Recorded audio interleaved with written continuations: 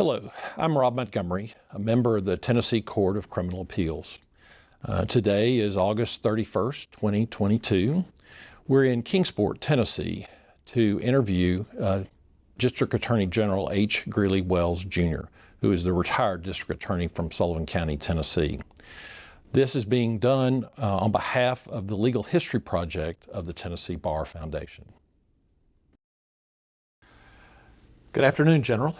Good afternoon, Judge Montgomery. How are you doing today? I'm doing fine, and I hope you are. I am as well.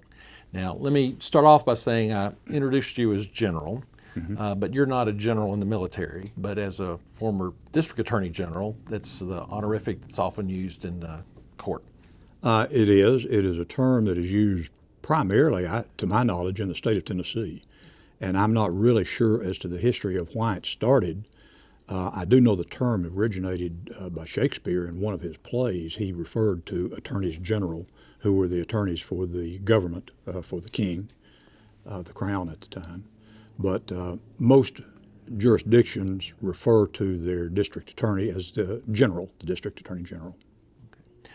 Well, full disclosure, of course, we've known each other probably close to 40 years, and for many of those years, I was in the same office as you were as an assistant district attorney general. And then later, when you became the elected district attorney, I've served as one of your assistants.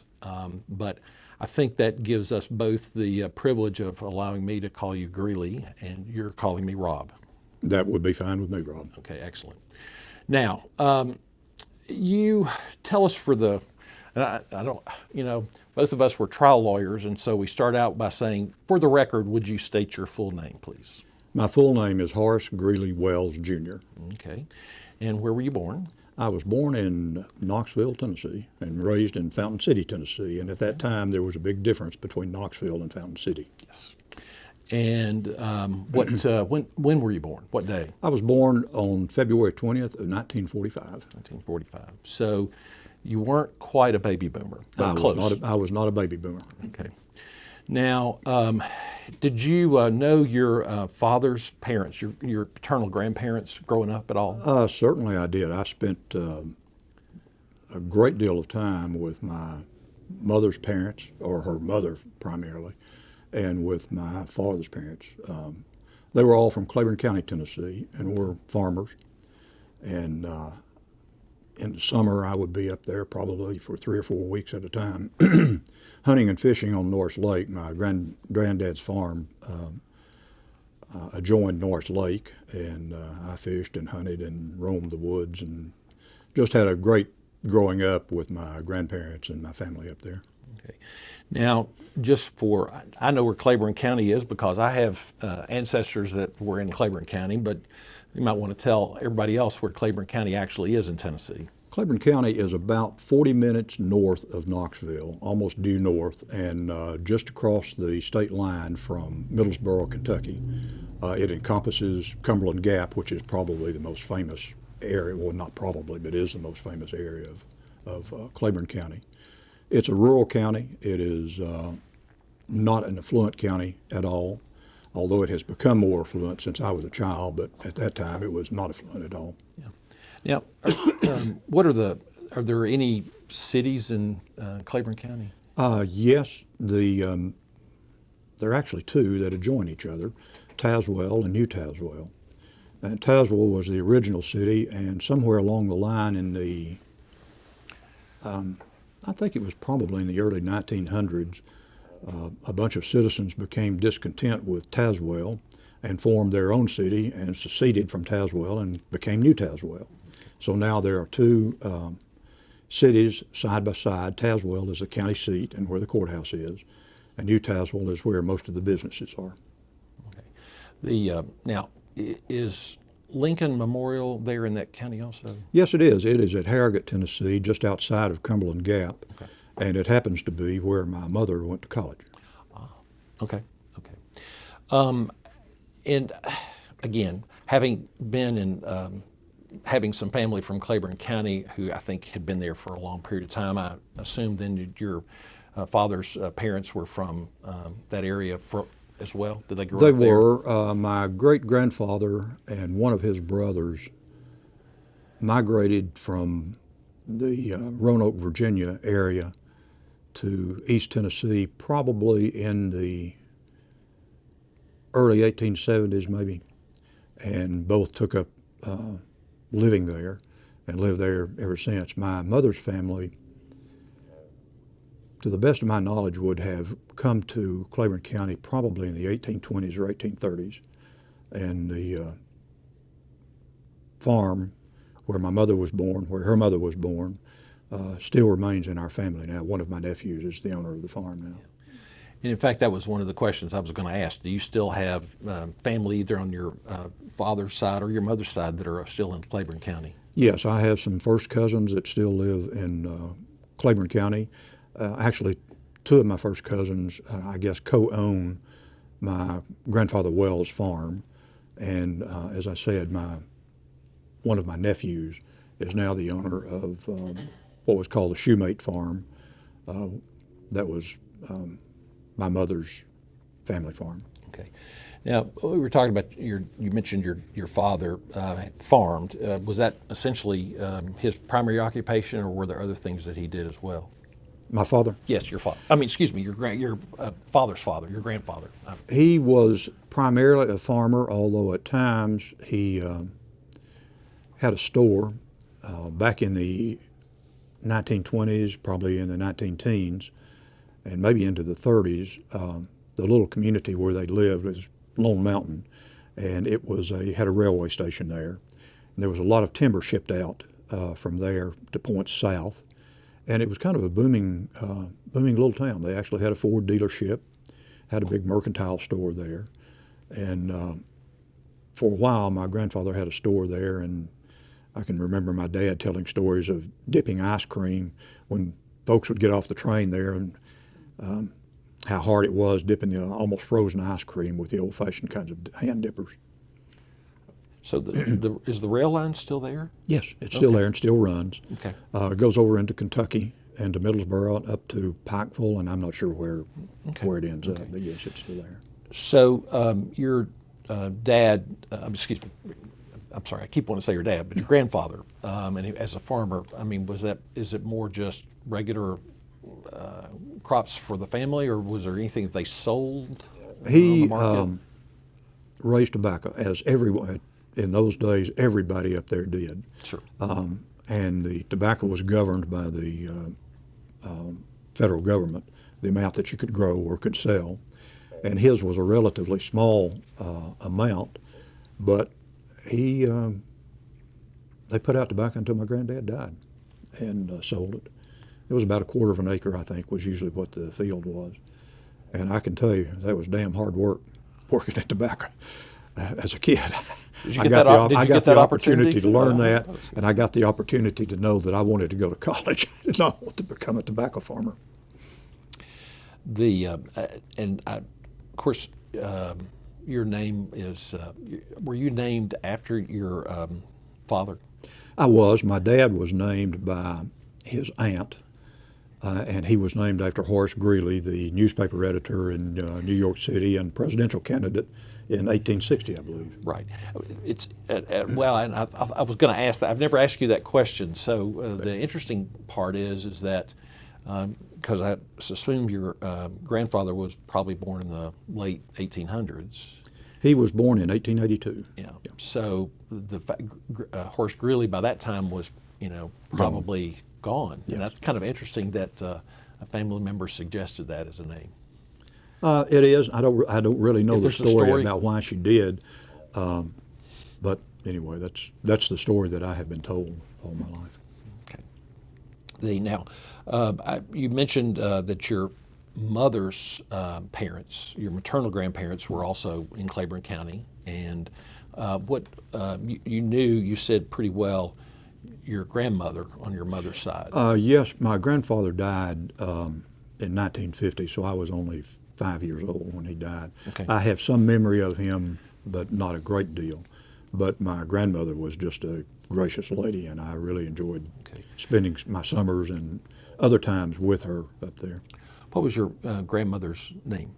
Pearlie Shoemate Vanoy. Her maiden name was Shoemate, Shumate. Okay.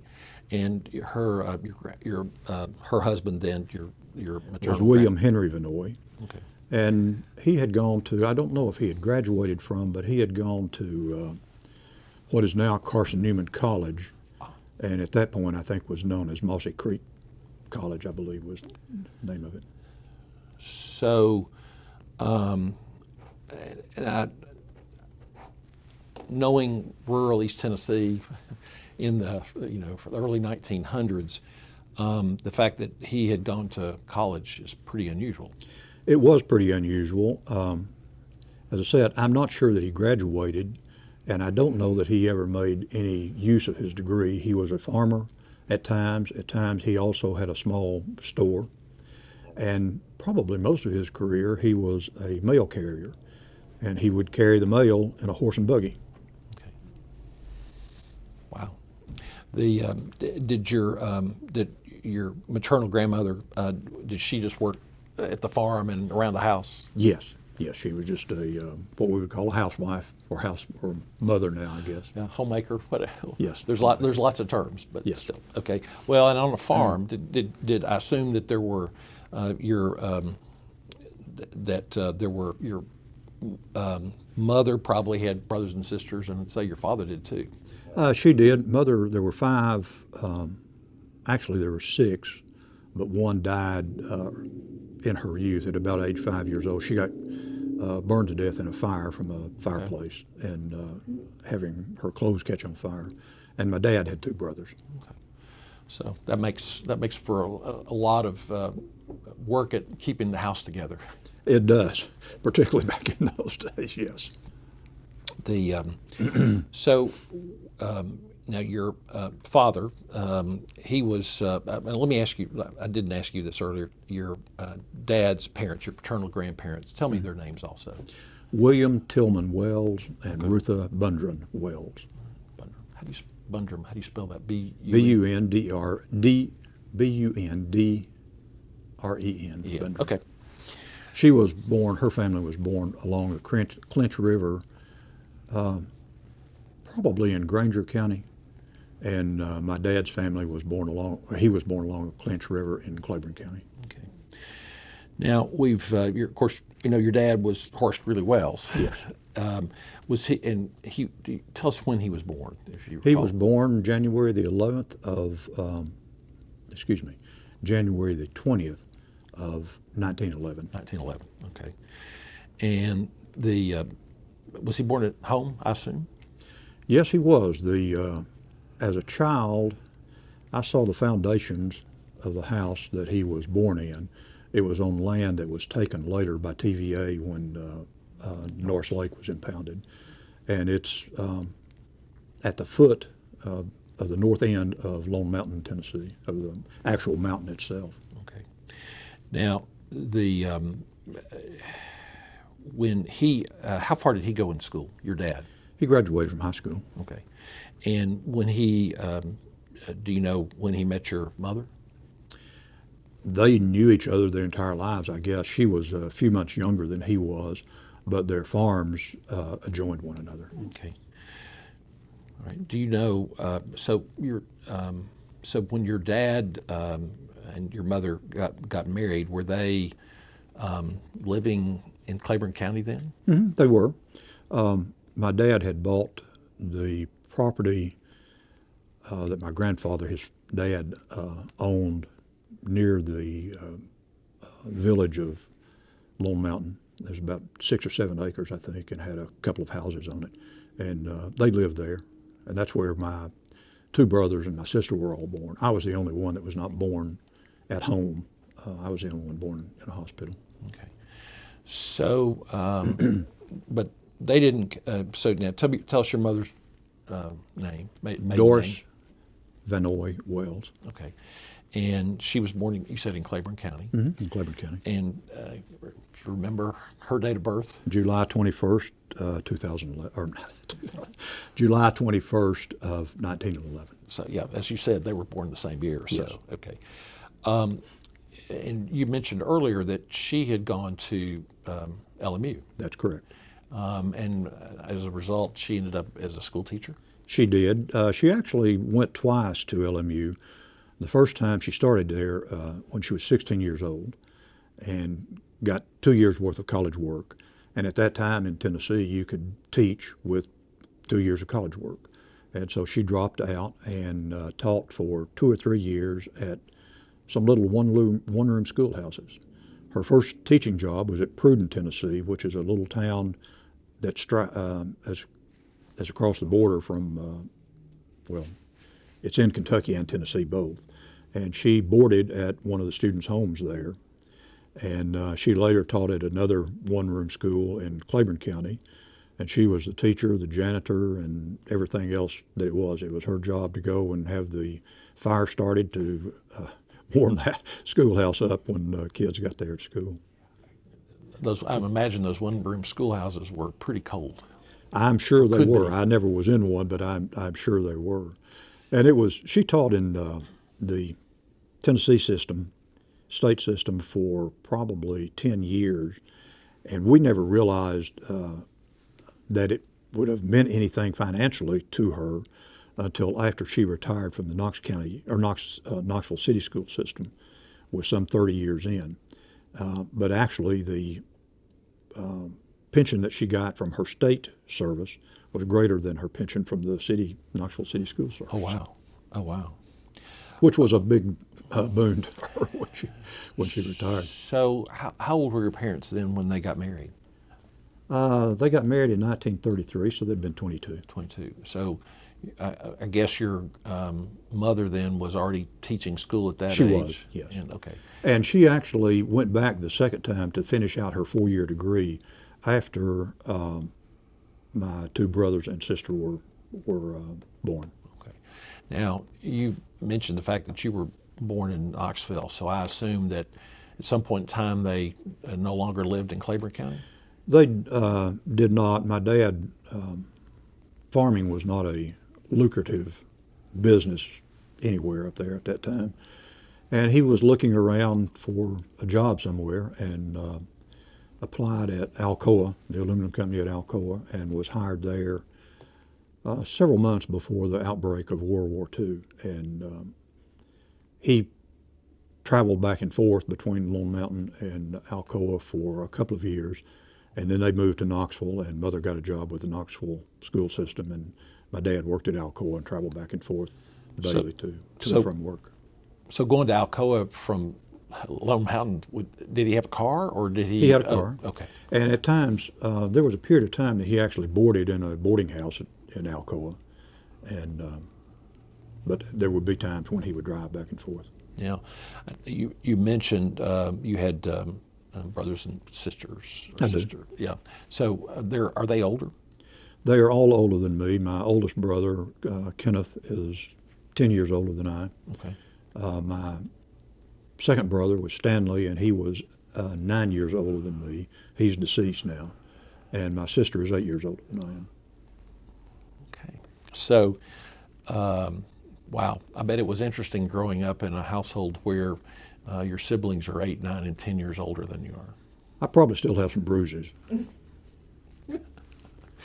And I got a lot of bossing around, I can tell you that. Well, did you ever feel like there were some advantages by that time for you as a result of perhaps mistakes your siblings had made? I don't know about mistakes, but there were advantages for me because I was left hanging around when they were all married and gone, and I got to reap some benefits from my parents that they did not get. Yeah. But so when your dad went to work at Alcoa, was that a having grown up in Claiborne County, mm-hmm. having a lot of family in Claiborne County, obviously his parents still there and his in-laws still there, was going off to work in Alcoa problematic for him? No, I don't think that it was. I mean, he saw it as an opportunity to provide for his family better than he could in Claiborne County. His family, as with many families in rural areas in East Tennessee, as you well know, like to keep their kids close, have a couple of acres cut off the farm to build a house on and live there. And help work the farm and do things like that. But he got away from that. Okay. What kind of work did your dad do at Alcoa? He worked in the machine shop and was a machinist at Okay. Alcoa. He was in charge of repairing and building at times the various furnaces that they used in smelting the aluminum ore there. And that's what he did there. Okay. Would you consider him to be, based on your experience, was he pretty good at with his hands, so to speak? He could build anything that he wanted to, and he didn't. Although he used blueprints a lot, he did not use them exclusively. He built the house that I grew up in, and then built the house that he and my mother lived in when I left Knoxville, and most of it he did on his own. Okay, so and we're talking about the house in Fountain City? Yes. Okay, and then he built another one there as well, or? The second house he built, it's kind of interesting. Fountain City was in the county, in Knox County, but was not a part of the city of Knoxville. Yeah. It was annexed by Knoxville in the early 1960s, and my dad was not a believer in paying both city taxes and county taxes. And he got pretty angry about that, and so they bought some land in the Gibbs community in Knoxville, which was several miles outside the city limits. And he built a house out there, and when he got it completed, they moved out there. Obviously, if your dad was handy, did you get any of his handy skills?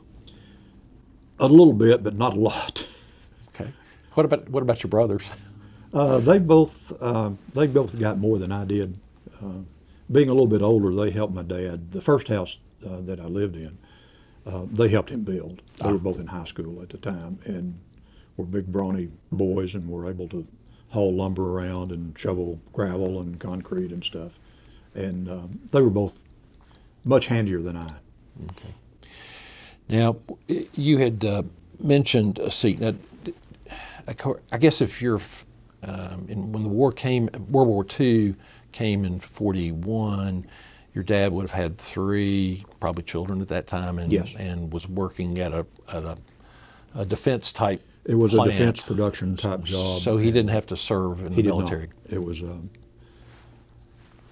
that industry was immune from being drafted. Okay. I don't know if he would have been too old or not at that time. He was in his mid to late 30s then, so I'm not sure if he would have been too old or not. Now, we talked a little bit about your mother, and of course she grew up in Claiborne County, and we talked about that she had been at LMU. Did she? How was it that she ended up going to teach school in Knoxville? It was when after my dad went to Alcoa, started working there, and they were trying to decide where they were going to live if he was going to continue to work at Alcoa, because it was very stressful and very physically demanding to travel back and forth from Claiborne County to Alcoa. It would have been probably an hour and a half drive, I would guess, each way. Yep. And back in those days, and perhaps still so, the school system in Claiborne County was highly politicized, and teachers were hired on an annual basis, not on a contract basis for a longer period of time. And I don't think that tenure existed at that time, at least in Claiborne County it did not. And every year my dad would have to go around to some county commissioners and some school board members and essentially beg for my mother to be hired back as a teacher. And he absolutely grew tired of that. He really detested having to do that.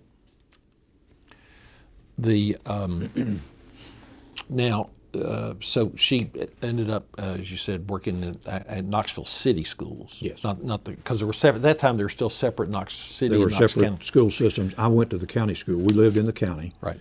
And I went to Central High School, which was the biggest school in Knox County at the time. So what grade did she teach in Knoxville? She taught at various times. She would have taught second, third, and fourth grades, but by far and away, most of her career was as a second grade school teacher, and all of her career in Knoxville was at Westview Elementary School, which is located just off of the Interstate 40 and 75 going through Knoxville at about where the new Sentinel building is now. Okay. On the right as you're going toward Chattanooga. Where Alco Highway goes off, I guess. Right, Yes. right in that area. Yes. Okay. All right, I know exactly where you're talking at. And she essentially was there the full time until she retired. She was there for 30-some years. Okay. And did your dad retire from Alcoa? He did after Mother did. She had an illness that required that she be given care. She could not be left alone. And when it got to that point, he retired. Okay. Not that he did not want to retire at that time, but he had to take care of her. So now, they still had a farm over in Claiborne County? Did they have to go back over?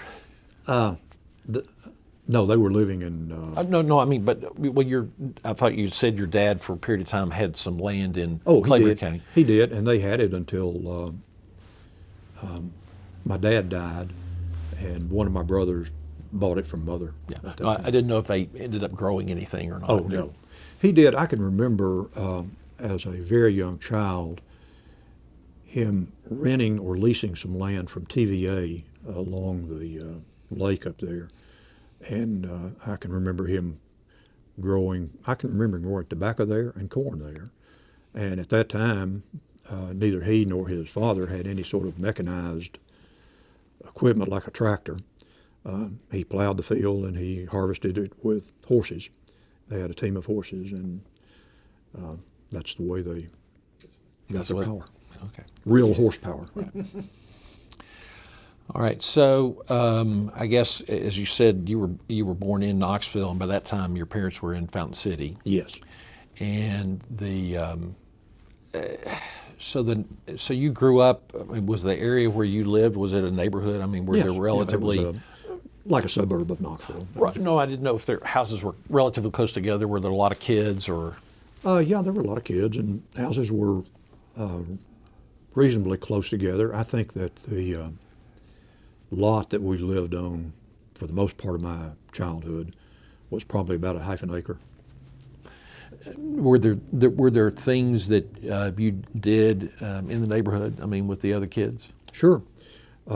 I well remember when the Fountain City Lions Club built the Little League baseball field, and it was across the holler from where we lived on the next street over, and I spent a lot of time working on that field, cleaning rocks off of it primarily, and then playing baseball over there, and enjoying that very much. So with both your parents working, did you all do any family vacation type things, or No, I don't recall ever taking a vacation as a child. of course, you as you said, as a youngster, you got to go over back to Claiborne County and got to run over there. So That was a vacation for me because I could. My grandparents would allow me to go and do whatever I wanted to do, and so I did. I did a lot of fishing and a lot of hiking around, playing in the creek, and hunting when I got old enough to get a gun, and basically had the run of probably 200 or 300 acres. Yeah, and I would suspect too that was out without the annoyance of your siblings. When you got to go over, oftentimes without them, I would assume. It was almost always by myself. Yes. Yeah. So, Yeah. and I would think that would be a good thing too. It was. It was. My grandmother loved to have one of her boys around, and it was a good time. Now, you indicated that you had gone to Knox County schools. Yes. Because at that time, Fountain City was outside the city. Where did you go to elementary school? We went to Smithwood Elementary School. Okay. Is that still there? It is. It's no longer a school now. I think it's actually a church now. Okay. It, for a while, was a trade school, maybe, when it was closed.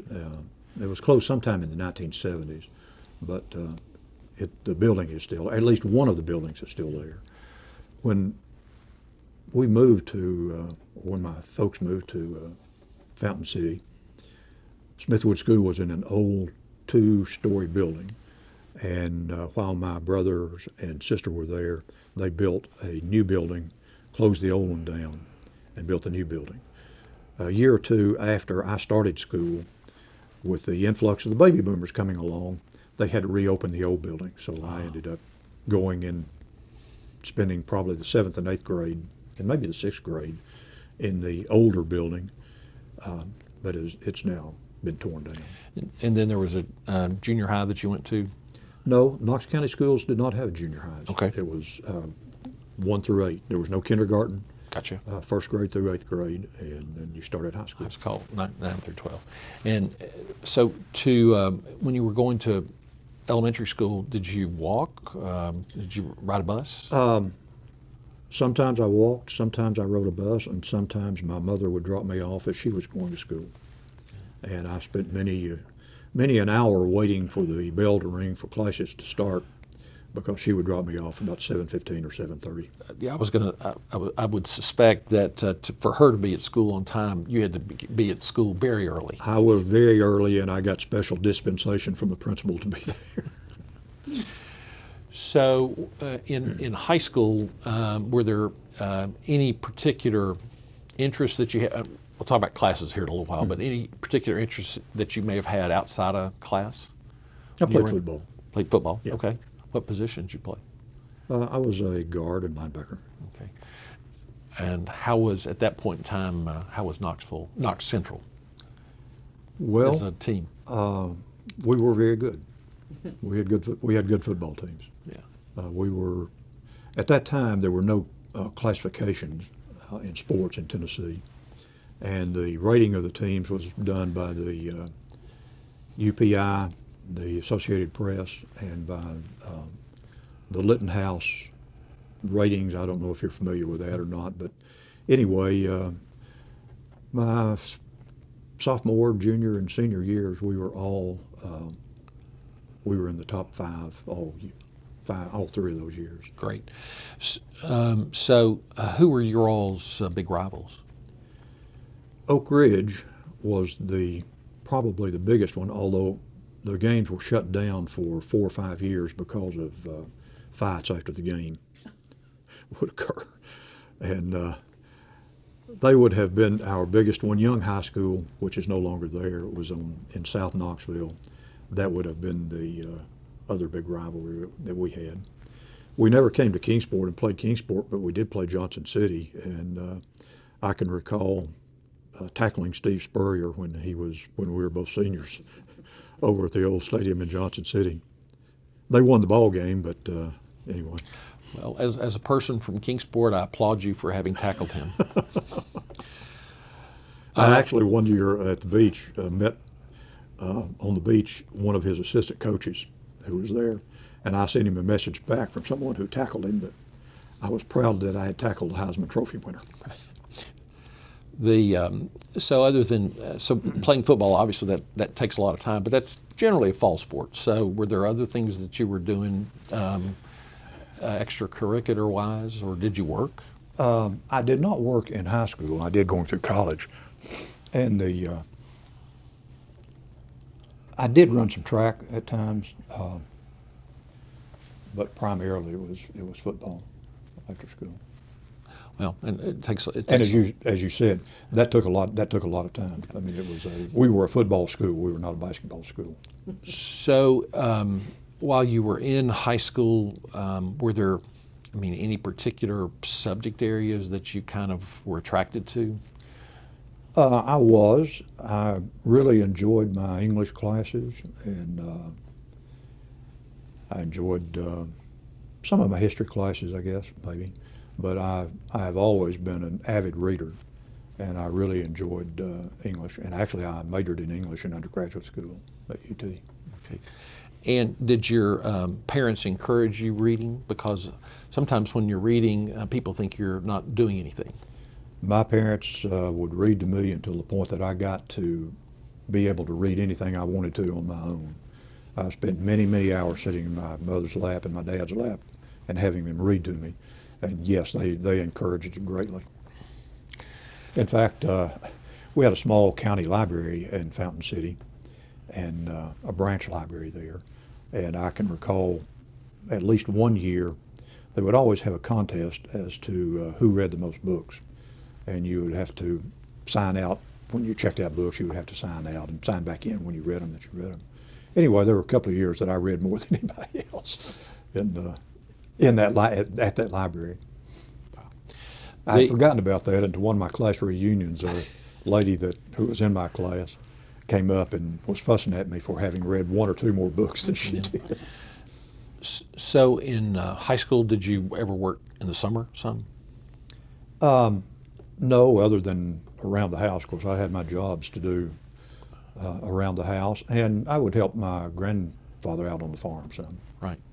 And of course, and again, by that time, your brothers and sisters were all out of the house, so so it was all fell on you, so to speak. They were all out of the house. Yes. Now, did they go to college? Yes, my oldest brother got his BS degree and MS degree at UT, and his PhD at Iowa State University, and spent most of his career as a professor at the University of Kentucky in the agronomy department at UK.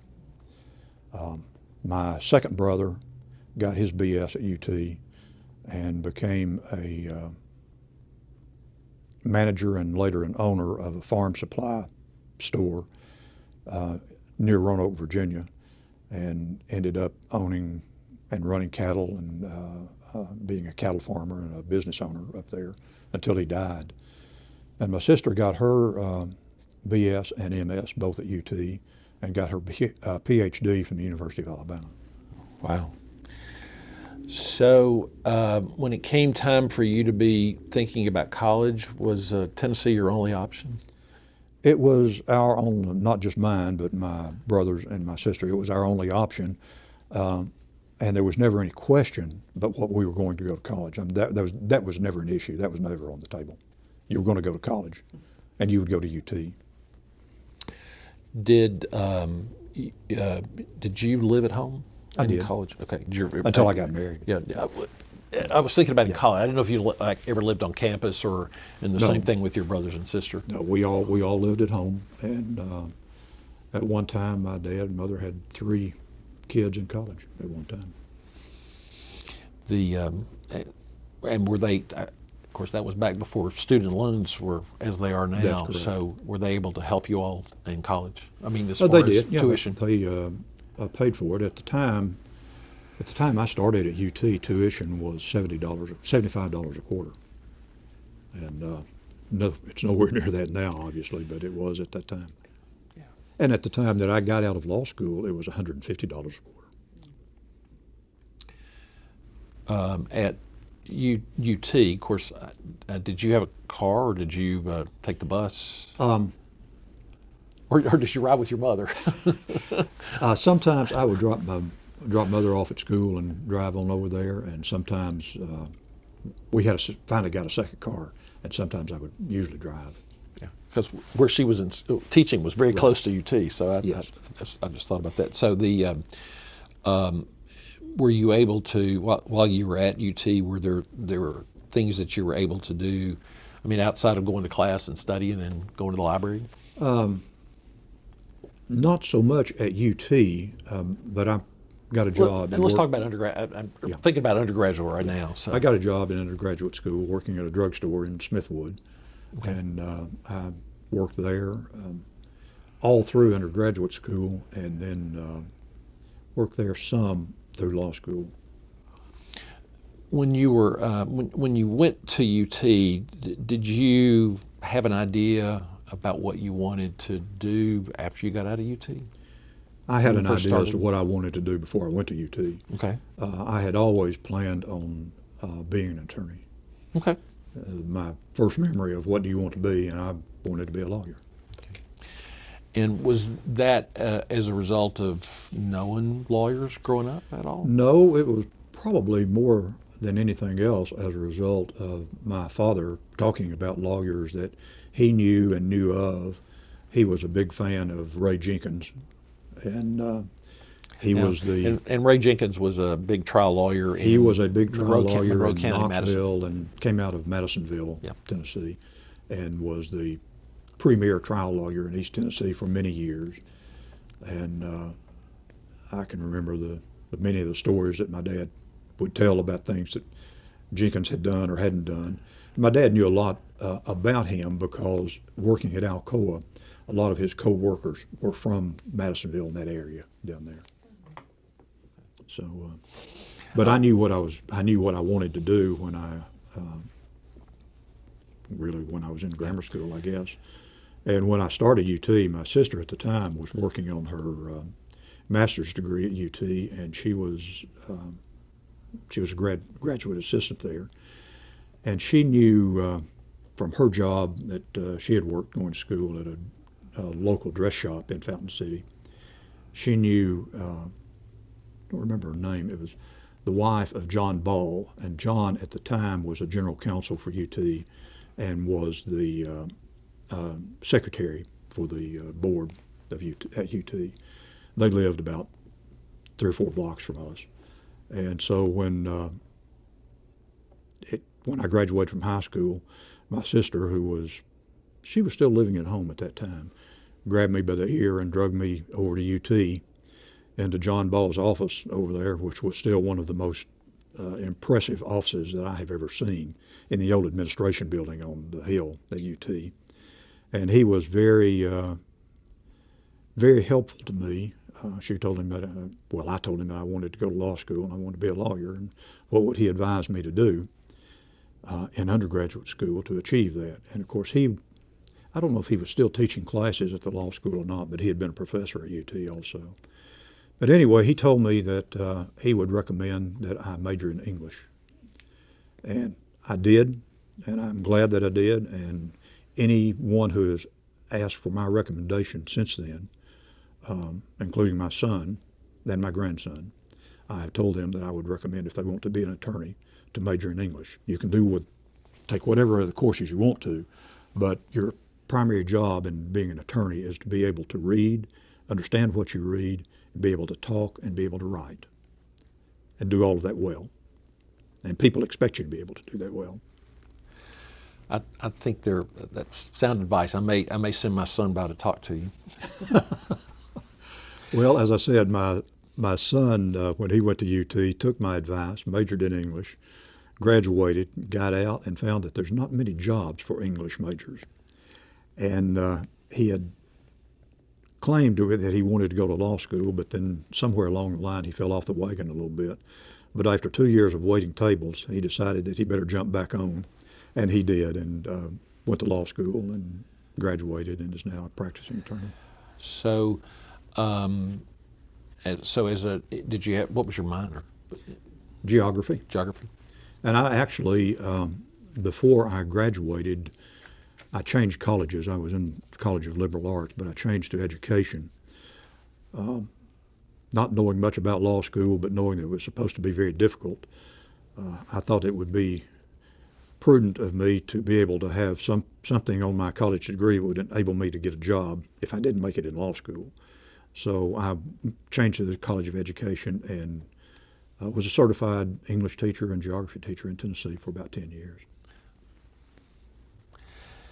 Now, where did you meet your wife? Well, I probably ought not to tell that story. Well, listen, I don't mean to make it complicated. She graduated from. She was dating a friend of mine. She graduated from Tennessee also. No, she didn't. She graduated from Central High School. She was a year behind me at Central. Okay. And I knew who she was, but I had never met her. But she had a date with a good friend of mine, and I ran into him on that date and met her then, and ended up snaking him out a couple of weeks later. And so we've been together ever since. Okay. And so you were still in high school then? No, I was out of high school. Okay. I had already started UT. Okay. Was she in college then yet? Or? Yes, after she graduated, she went to UT for 2 years, I guess, and then we decided to get married. She dropped out and worked while I was finished up undergraduate school and law school. Okay. And then after we moved, eventually settled in Kingsport, and after our youngest child got into kindergarten, she went back to ETSU, and she got both her BA degree and MA degree from ETSU. Okay. So, were you in undergraduate school when you got married, or? Yes. Okay. We got married a year before I graduated from undergraduate school. Okay. And where did you all live then after you got married? We lived in an apartment in Halls, Tennessee, which is just right outside of Knoxville, for a while, and then we rented a small house in Inskip area of Tennessee. Okay. And we were living there when I graduated from law school. Okay. Of course, I know your wife is Sue. Yes. But just so we can tell us her maiden name as well. Knight, Knight. Okay. And where did she grow up? She was born in Cleveland, Tennessee. Her dad worked for TVA in the power construction division of TVA. And she was born in Cleveland while he was working on the Ocoee Dam on the Ocoee River at Benton, Tennessee, near Benton, Tennessee. And they moved to Chattanooga from there. And when she was probably starting the last 3 years of elementary school, he got transferred to Knoxville, they moved there. So she essentially grew up in Knoxville in the Norwood section. Okay. So what kind of work was she doing then while in your last year of school? She was working as a secretary at a vinyl sign building company called, trying to think the first one. She worked at two different vinyl processing companies. One was Vinylex, which made extruded vinyl products, and the other was, I can't think of the name right now, but she was working as a secretary and later as an administrative assistant. And she also worked for a while, for probably about a year, as a administrative assistant in a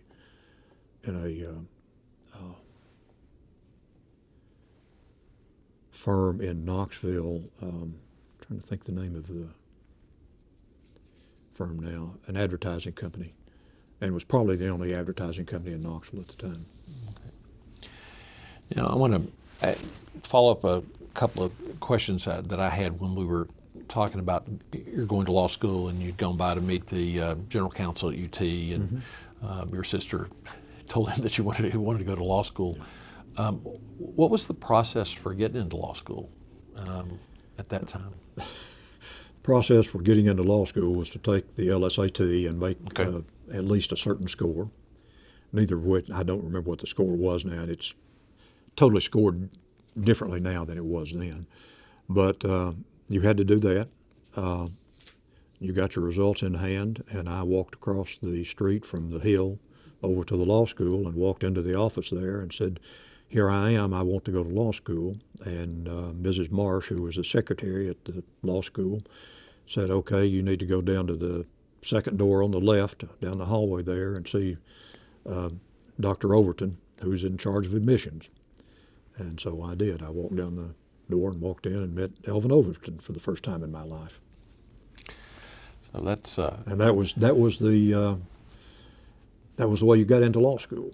And he told me when the law school would start and registering for classes, he says, you show up and you sign the paperwork and register for your classes, and you don't have a choice of what classes you're taking, but you register for them and you go to classes. So I assume pretty much everyone in your class was a Tennessee resident. No, very interesting. I have no idea what the demographics are now, but at that time, UT was on a quarter system, and you could start and graduate in any of the 4 quarters of the year. I actually started law school in the spring quarter of 1967. There were 24 of us in my class, and probably half of the class were from out of state.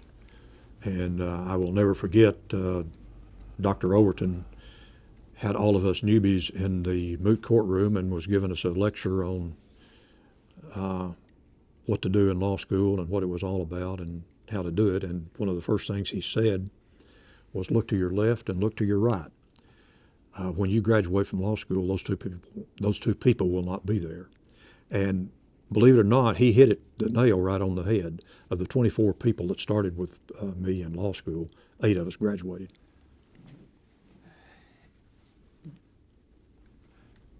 Do you think that was the curriculum that hard, or was there a concerted effort to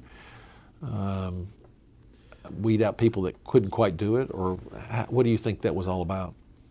I think it was probably both, a little bit of both.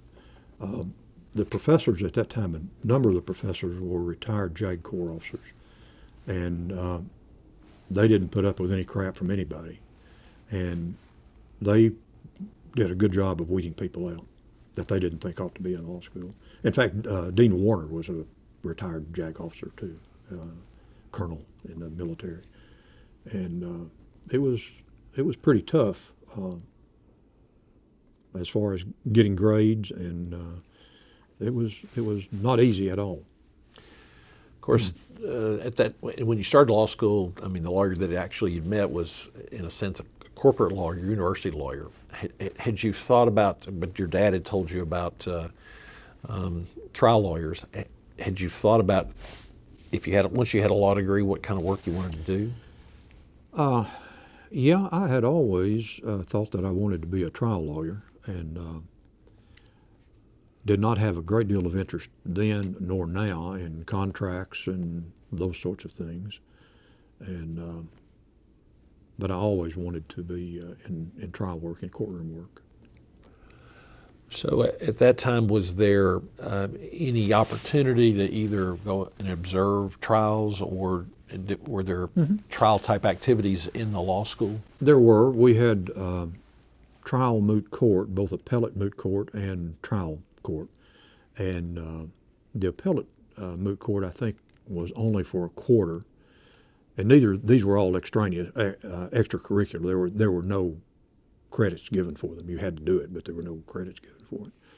And I remember sitting in the house that we were living in at the time that was not air conditioned, with an electric typewriter that my wife had borrowed from her office for me to type up our brief on the appellate moot court.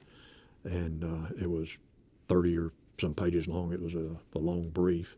And of course, everything had to be done just according to the way that briefs were written back then, citations made and everything else. And we did that. And we had the trial moot court, which was held at night.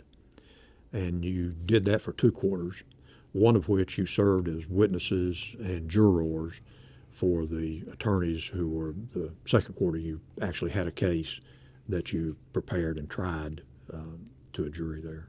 And I had the benefit, or not the benefit, but I had the distinction, my buddy and I, who were the trial lawyers, of getting the biggest judgment against us in trial court in the history of the law school. So at that point in time, you decided maybe I didn't want to be a defense lawyer? I probably decided maybe I did not want to do that. Yeah. So had the again, and let me say this also. UT had a preeminent legal clinic there, and I think we could take 3 quarters of legal clinic and get credit for it, and I did that, and I actually tried a couple of cases in court in Knox County as an attorney. And why, I don't know why the supervising attorney never showed up in the courtroom, but he never did. So, don't ask, don't tell. So. Don't ask, don't tell. I can tell you one thing: I was scared to death, but I did it and I lived. So, while you were in law school, was there ever any thought about prosecution? Because obviously, you can't do prosecution in the clinic. Right. It's all defense. So, had you thought about prosecution at all at that point in time? I had some thoughts about that. Yes. There was a case that infuriated me at the time that was tried in Knox County, and it was the elected county court clerk, I guess, was charged with embezzlement. And he was charged with embezzling $200,000. And I remember that amount of money because it was an awful lot of money. He pled not guilty, and he was represented by Bob McGee, whom you know, the late Bob McGee. And that was at the beginning of Bob's career. He was a very good defense attorney in Knoxville, and later on became a longtime assistant DA in Knoxville. But Bob prosecuted that case, and it was about as open and shut, or Bob not prosecuted, he defended it. And it was about as open and shut as a case can be from a prosecution standpoint. The clerk's father had repaid the county $200,000. The lady that was the bag lady and took the money down to put it in the bank account for the clerk, testified against him in exchange, I guess, for not being charged herself. But anyway, the ultimate result was he was acquitted. And I was kind of infuriated at that. I don't think that people who commit crimes should get away with it. And I saw that. And then one day at a student bar meeting, the guest speaker that day was Wallace Estel, who was the special agent in charge of the local FBI office in Knoxville then. And he gave a presentation and was talking about a bank robbery case that they'd had, investigation they had done sometime in the recent past there. And that really got me interested in investigative work. And so I ended up being also prodded by a family friend of my wife's who had been an FBI agent. I ended up applying for the FBI and was appointed sometime in the summer of 1969 as an agent, depending on whether or not I could produce evidence of having graduated from UT Law School. And I did, and went to Washington, D.C. on September 8th of 1969, and at the Justice Building, I was sworn in as a special agent for the FBI. Okay. And so so that was August when you graduated, and Yes. then you started. Okay. Started in September. Started in September, and I was big on trying to get in and out of college as quickly as I could. I got in what would normally be 7 years of law school in 6, right. or 7 years of college in 6 years. Okay, and you took so you hadn't taken the bar then when you started for. I had not. I just missed the July bar, and at that time you could not take the bar exam early. You had to have graduated in order to take it. So I got the honor of driving back in February from Minneapolis, Minnesota, back to Knoxville to take the bar exam in February of 1970. Okay. Well, I tell you what, this might be a good time for us to take a few minute break, Okay. and then we'll come back and talk about some other things. Okay. All right. Now, Greeley, Yes. we were talking a moment ago about your starting to work at the FBI, and that you graduated in August and started working for them in September in Washington. Yes. Now, when you went to Washington with the FBI, was that for training, or It was for training. At that time, all new agents had to undergo a 14-week training period that began in Washington, downtown Washington, at the Justice Department, which was where the FBI was located at that time. We spent 2 days there getting sworn in, taking care of insurance stuff, administrative type stuff that you have to do for new employment. And then we were put on an old Marine Corps bus and bused down to the FBI Academy at Quantico, Virginia, which at that time was located about a half a block away from the Marine Disciplinary Barracks at Quantico, which was housed by a huge number of mean people, I guess you might say. It was pretty tough. Of course, it was in the middle of the Vietnam War. It was in the middle of a lot of racial unrest, and we were told when we walked downtown to the beer hall to walk on the other side of the street from the disciplinary barracks. There had actually been a colonel killed on the on the campus there earlier that year. And it was seriously, it was not a very nice situation with the barracks there and the people that were in the barracks. So when you, I mean, not all FBI agents are lawyers or have been to law school. No. And so when you went into the FBI, I mean, did you have an idea about what you might be doing for them starting out, or? Well, all agents, again, at the time, all agents were trained to do anything that the FBI had responsibility for. And you would all get that sort of training. And you could get later on additional training and other in specified areas if you wanted to. For instance, at some point, I decided I would like to be a legal instructor for the Bureau, and I was sent back for a 3-week training program to become a legal instructor. And I will say, without question, it is the best legal training I've ever gotten. It was absolutely top notch. So when you finished your training, did you get to pick what your next assignment was, or is it like the military where they tell you what your choice is? That, my friend, is a joke. No, the Bureau, Mr. Hoover had a very strong feeling that his agents should be able to get along with whatever community, wherever in the country they might need to be. And so if you were from the South, you could bet your bottom dollar you were going to start off either up north or out west. Vice versa, if you were from up north, you were going to go south. And east and west the same way.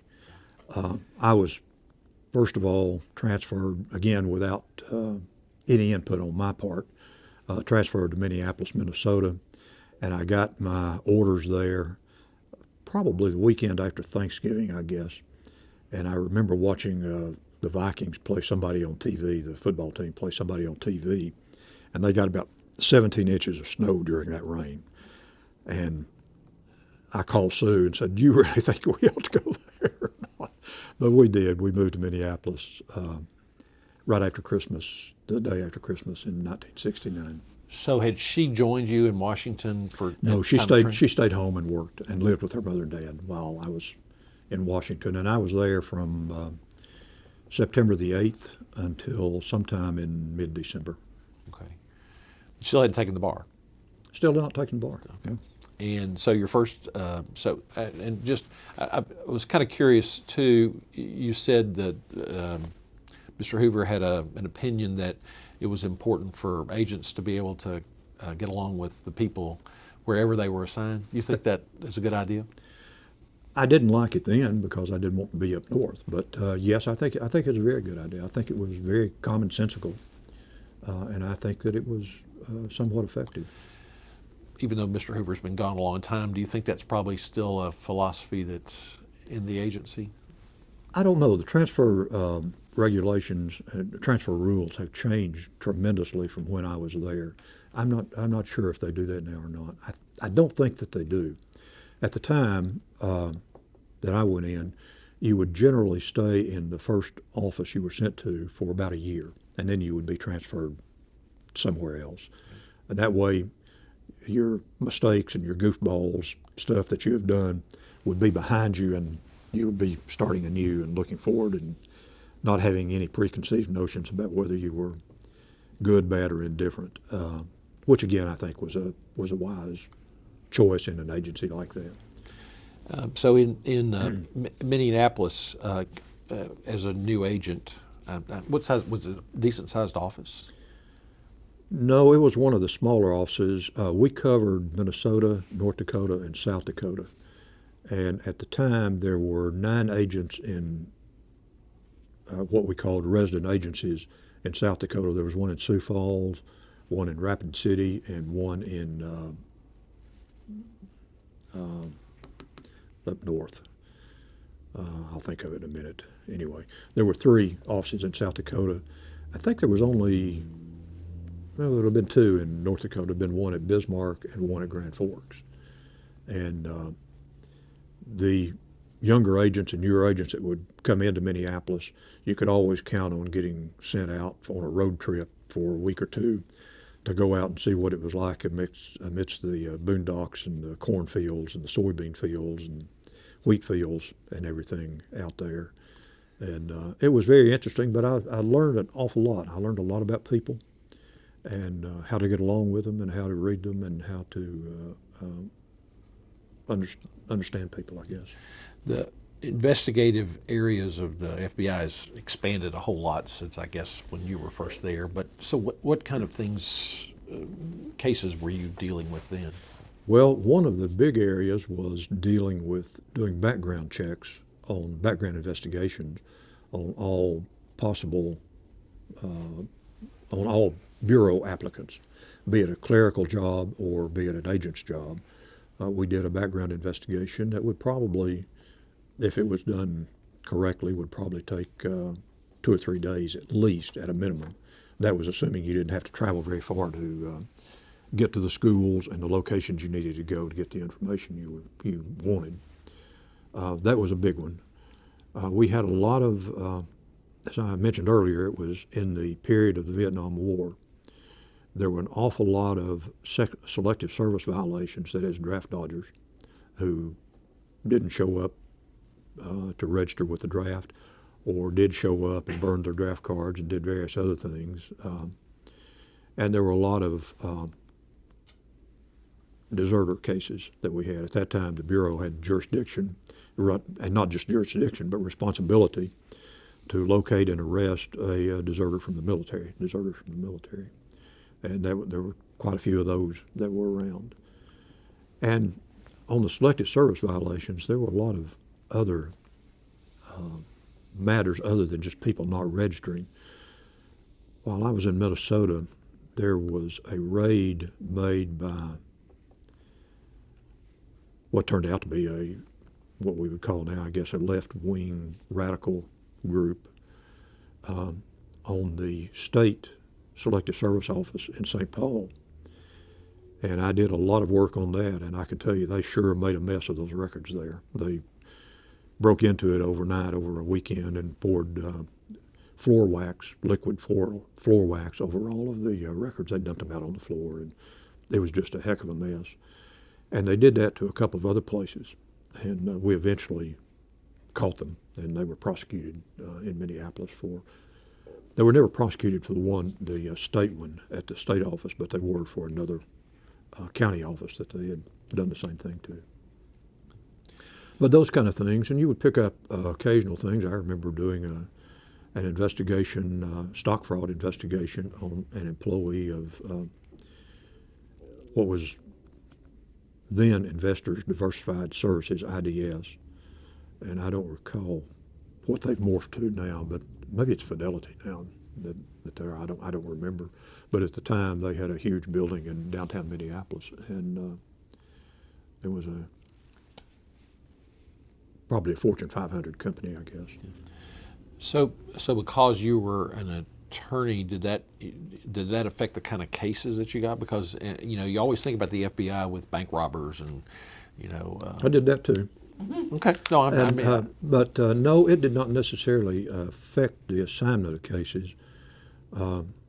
I would guess probably that the supervisors, the different types of investigations that we were conducted would be divided up into groups, and there would be a supervisor over each group.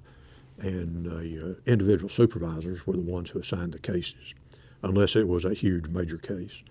And I think it probably, the assignments were made based on the supervisor's knowledge of the individual agents and what they could do and what they couldn't do. I found it to be very beneficial, of course, having my law school education behind me, and I found it to be extremely beneficial. Now, of course, as you said, you talked to your wife when you were deciding about going to Minneapolis, and she obviously joined you. She did. Did she work up there too? She did for a while. She got pregnant while we were there. Not a lot to do in the wintertime. And she was working in a temporary, with a temp service at that time, doing secretarial and office work. So your first child was born in Minneapolis. John was born in Minneapolis in November of 1970. Okay.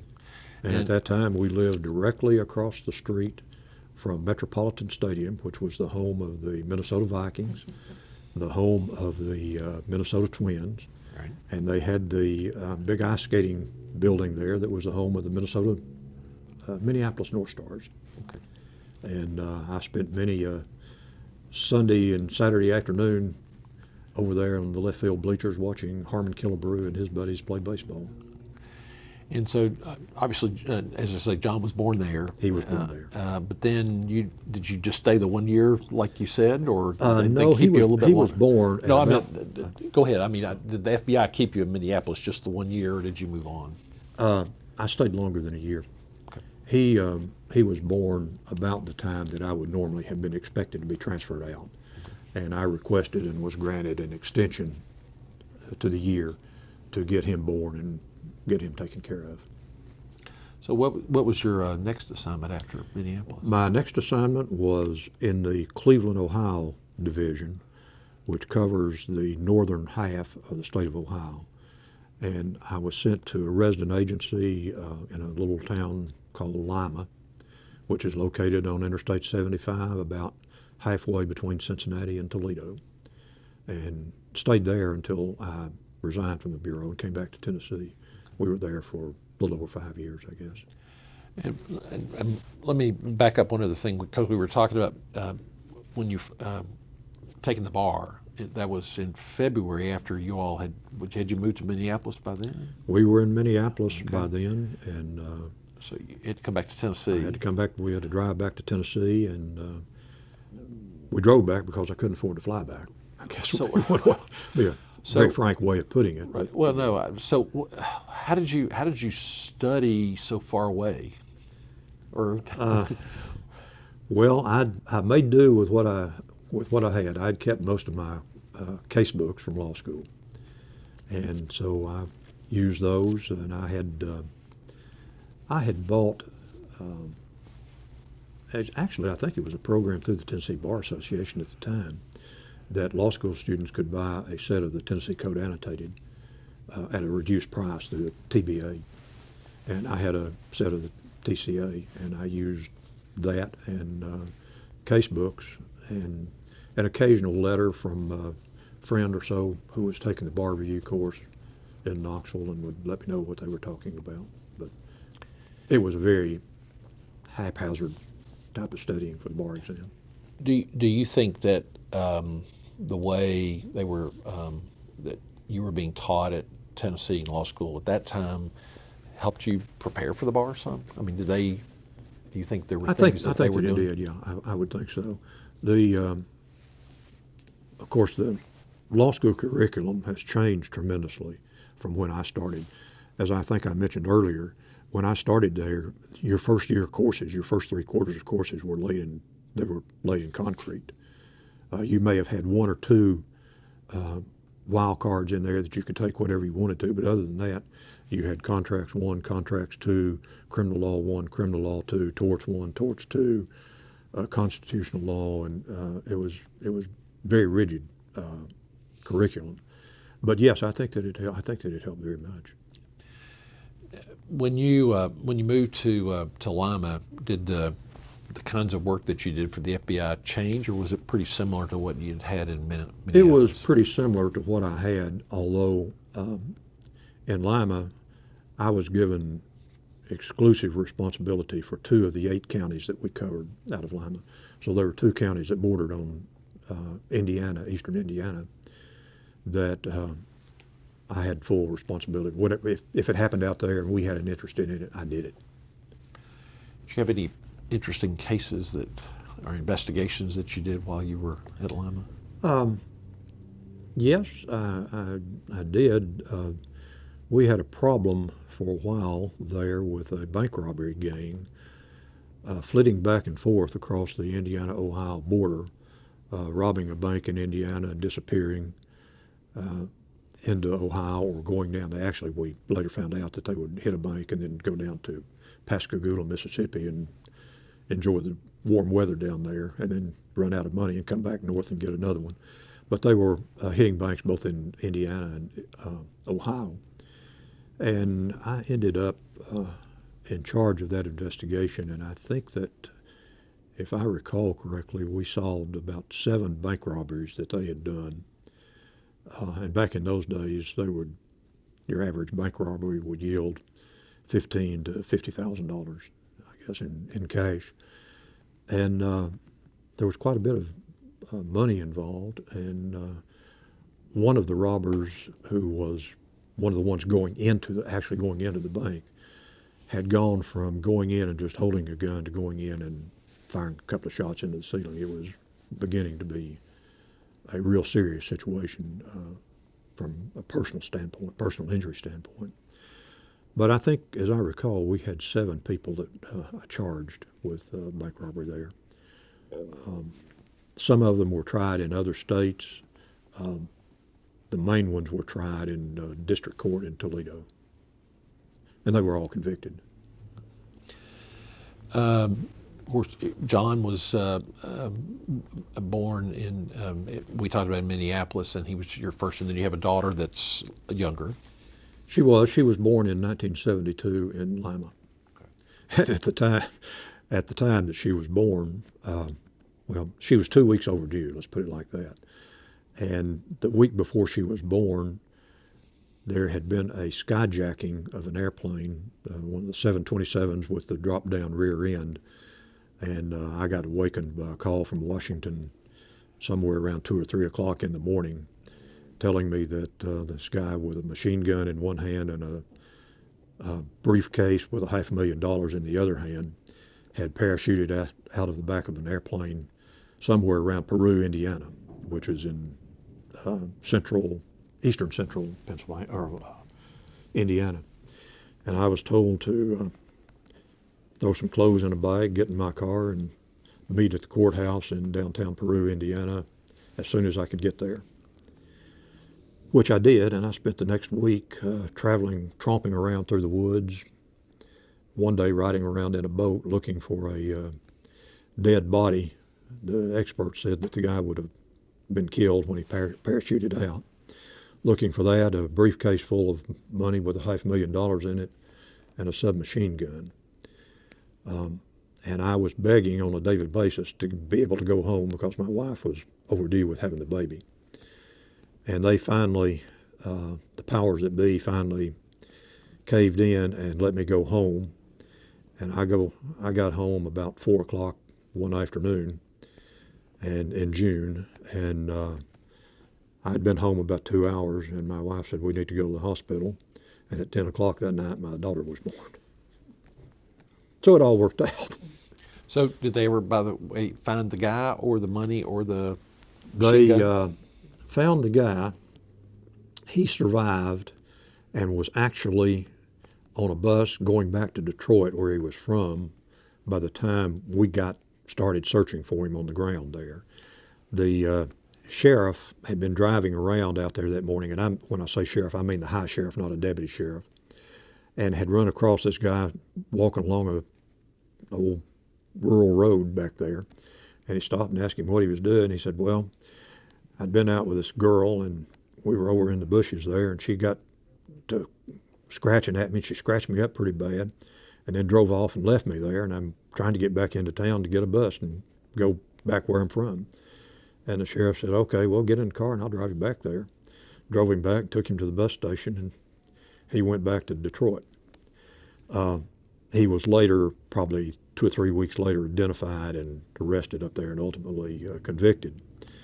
The Thompson submachine gun was never found, and a farmer who was out plowing one of his fields happened to see what he thought was a suitcase, went over and opened it up, and it was a briefcase with $500,000 in it.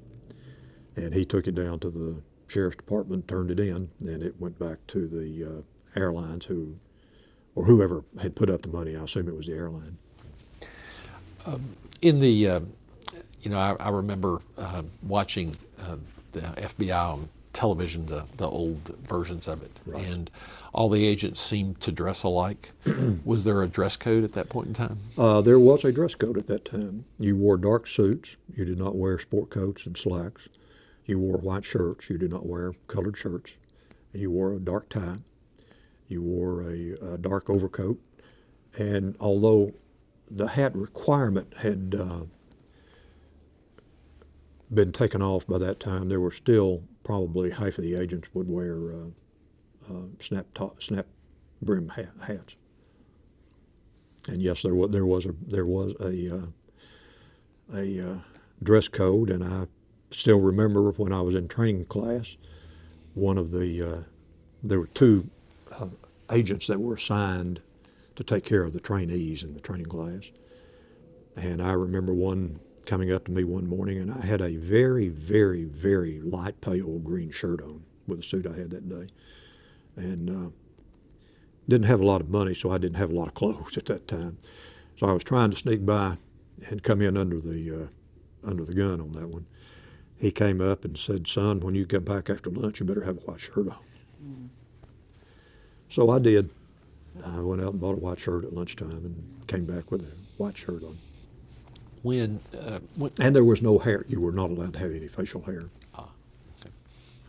The when you're working on a case like you were talking about, where you were doing people that had draft issues, mm-hmm. Or you were doing background checks for the FBI. I mean, that's clearly part of the FBI. But how was it that, say, the FBI got involved as opposed to local law enforcement with a case? Well, the jurisdiction of the FBI on our credentials, I think the language says that I had the authority to investigate any matter in which the United States was of interest, and that was a very broad matter.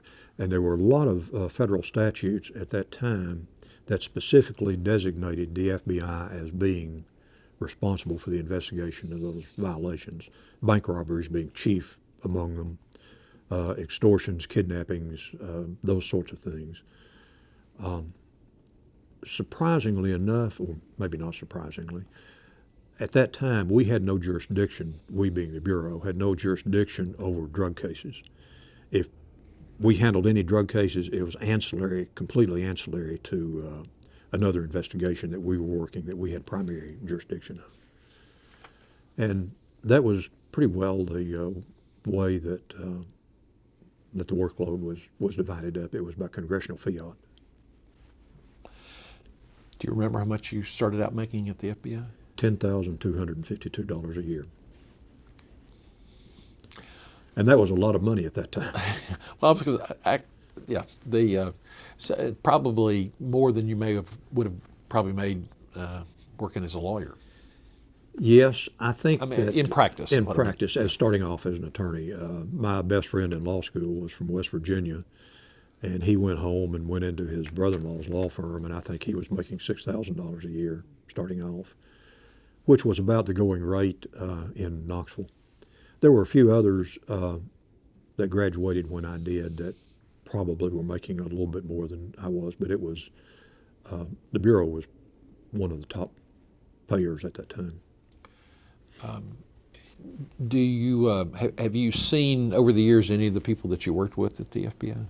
Oh yes, I still an agent that I first met in Quantico, and he got transferred to Minneapolis a couple of months after I did, and then he got transferred to Lima, Ohio a couple of months after I did later on. He eventually ended up in Knoxville, and we see them every couple of months. We go to Knoxville and have lunch with he and his wife, and have been on several trips to Europe with them. She was, after they moved to Knoxville, she was a travel agent down there, and she was very helpful in arranging and taking care of all matters relating to travel. So in Lima, and you say you stayed your entire. How many years were you with the FBI? 7 years. Okay, so you finished up your FBI period in Lima. That is correct. How did you make the decision to leave the FBI? Well, on decisions like that, I always think it's prudent to consult with my wife, and I did. And first of all, we did not like living up north. It was too damn cold. And at that time, Interstate 75 was completed only in sporadic spurts back to Knoxville where our parents lived. And we did not get to see them, or the kids did not get to see them as much as we would like for them to do. Although I can say that neither my wife nor I had any desire to live in Knoxville with two competing sets of grandparents there. But we did want to come back to somewhere further south. And I had actually put in to apply to be transferred to Atlanta when we were coming back from a vacation, and I left Sue and the kids in Knoxville. She went over to the law school and put my name on the list of people who were looking for jobs over there.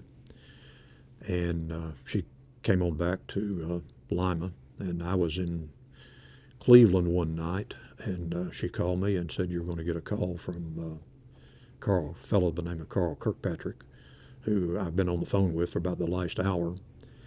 He wants to offer you a job as an assistant DA in Kingsport." And sure enough, after I got off the phone with her, Carl called, and we talked for a long time. And about a week later, we came down to Knoxville, and I interviewed with him, and we moved down here. But it was primarily a family thing.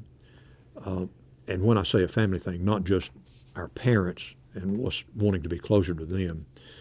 The last 2 years that I was in the Bureau, most of my work involved doing police training. I was teaching police schools at various community colleges and various locations anywhere in the northern half of Ohio, which meant that in a normal week I would be gone probably at least 3 days a week, 3 days and 3 nights a week. And I did not like being away from home that much with two small children, and Sue did not like me to be away from home that much with two small children. And so I decided that it would be a good thing to do. And while we were there in Lima, the DA from Los Angeles, who had prosecuted the murders in L.A.,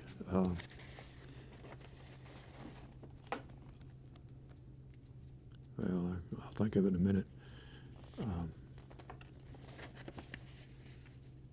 The Manson cases. Vincent Bugliosi was the DA out there. He was on a tour around the country giving lectures on the investigation and prosecution of those cases. And they had one, there was a branch of the Ohio State University out in Lima, and they had one there one night. He was there, and we went to it. And I enjoyed it very much, as my wife knew that I would. And when we left, I told her, I said, I can do that too. And she said, you could. And that was a big difference. Listening to his presentation really whetted my interest not to do more than I was doing in just investigating.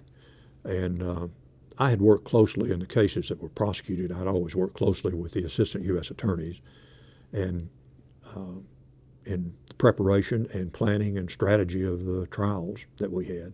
And I found it to be very interesting, and thought I would be able to do it okay. And so I applied for jobs down here and got hired in Sullivan County, and I'm still here. And just still at the FBI, did you ever testify in court? Did you have to testify? Oh, yeah. Okay. Yeah. On many occasions. I say many.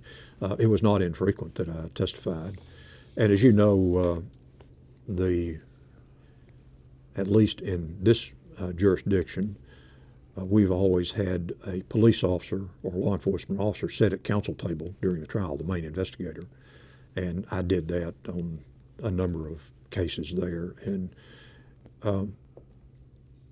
had a very good relationship with the assistant U.S. attorneys.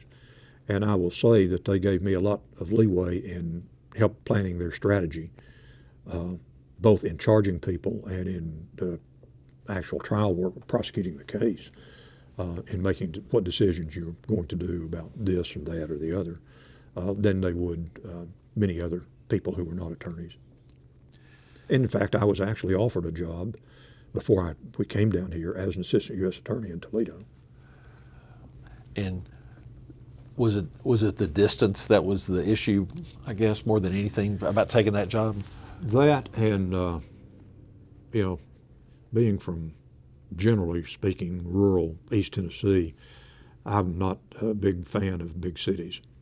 And Toledo was then, and I guess still is, a big city, at least to me. The population there was something over 300,000. And I remember one of the in-service classes that I taught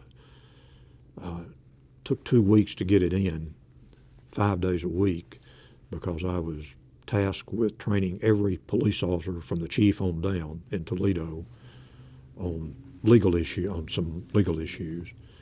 And they had over 1,000 officers went through that training class. So, and you mentioned that when you came and accepted the job with the district attorney's office in Sullivan County, you talked to Carl Kirkpatrick, and of course, Carl was the elected district attorney general at that time. He was.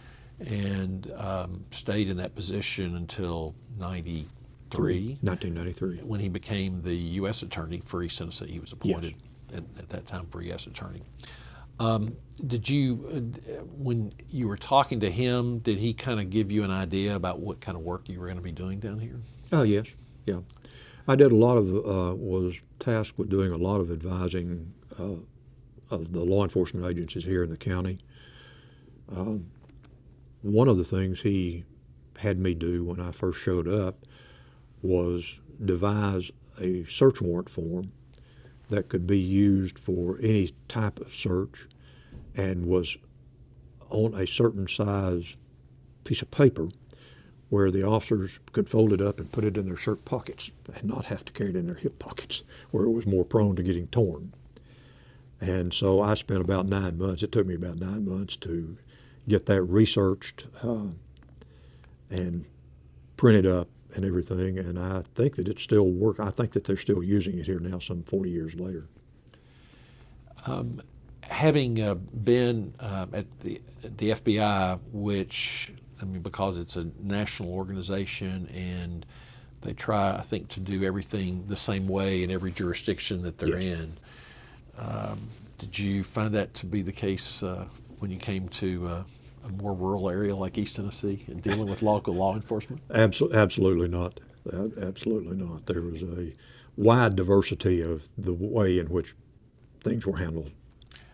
Well, and I guess the question then is, you're having worked for the FBI, did that just, you want to go bang your head against the wall, or did it help you be able to use some of the things that you learned at the FBI to help local law enforcement? Well, as far as law enforcement goes, I think that, I know that my years with the FBI gave me a certain amount of credibility that a lot of other people would not have had. And officers would listen to me when I would tell them what they needed to do or should do. And I found that to be a big benefit in my career here, even at the time that I left, retired. Of course, I was looking back. I know that there are. When you first started, were you? Of course, there's General Sessions Court, which is the non-jury court, and then you have criminal court or circuit court where jury trials take place. I mean, were you just specifically in one court all the time, or? I started off in General Sessions Court, and in those days there was one General Sessions Court in Bristol and one in Kingsport. And I would be in Bristol 1 day a week and in Kingsport 2 days a week in General Sessions Court. The Bristol docket, as I recall at that time, the traffic cases and the regular criminal cases were all heard on 1 day. And in Kingsport they were heard, the traffic cases were heard on Tuesdays, and the criminal cases, general criminal cases, were heard on Thursdays. So I was actually in court 3 days a week in General Sessions Court here. And then did you move on into doing jury trials at some point in time? I did, probably was sometime within the first year that I was here. I moved on to getting a few cases assigned to me in criminal court and handling them up there, and then probably I moved here in 1976 in July, and I would say that by the end of 1977, I was working primarily in criminal court, occasionally filling in general sessions court, but primarily in criminal court. Of course, jury trials, you have to make a decision about who's. I mean, when the jurors are potentially selected, you look up and you have to ask them questions. Yes. Is there any thing that you tried to do when you were selecting a jury Yes, that you care to share? certainly. Somebody's always got to be in charge. Right. And I've always thought that the courtroom in a criminal case, and this is in no derogation to your service as judge and your continued service as judge, I think the prosecuting attorney needs to be the person in charge in the courtroom. And so whatever I did in the courtroom, was to establish, or try to establish at least in the jury's mind, that I was in charge. I always tried to have the answer that the judge wanted when he asked a question. I wanted to be the one to answer that question. And I wanted the jury to turn and look at me when he would ask a question and see what I was going to say. And I did that. And also, I have found that the best jurors, in my opinion, come from folks who have been around in this area, in an area, not necessarily here, but been around in an area for a while and have a stake in the community. They have kids that they've raised here. Their kids have gone to school here. And I think that, and they work here. I think that those are the kind of people that really should be sitting on juries, and always tried to delve into what folks did and how long they were here and if their families had been here for many years and that sort of thing. Do you think that, based on your, how many jury trials probably have you tried in your career as a prosecutor? Estimate. I would guess probably 350 maybe, somewhere in that neighborhood. Based upon that, what do you think about juries as far as the result? Do you have a lot of confidence in juries? I do. I have a lot of confidence in juries. If a competent lawyer is the one selecting the juries, yes, I have a lot of confidence in them. Now, sometimes you get an oddball in there that nobody saw, that you never saw coming out, who will come out and hang a jury or on almost nothing for really no good reason. But I'm a firm believer in the jury system. I don't know that we've ever come up with anything any better, because jurors generally get back there and use their common sense, which is a lot of what prosecution is, using your common sense. Early on, I know, if I remember, you had a death penalty case that you were involved with. I had a lot of death penalty cases. I know you had several, but wasn't that one of your early ones? Strouth was the first one, and we tried him in August and September of 1978. He and a fellow by the name of Jeffrey Stewart Dix had murdered an old fellow who had a used clothing store on Sullivan Street at the Five Points area of Kingsport. And they got probably couple hundred bucks off of him, maybe.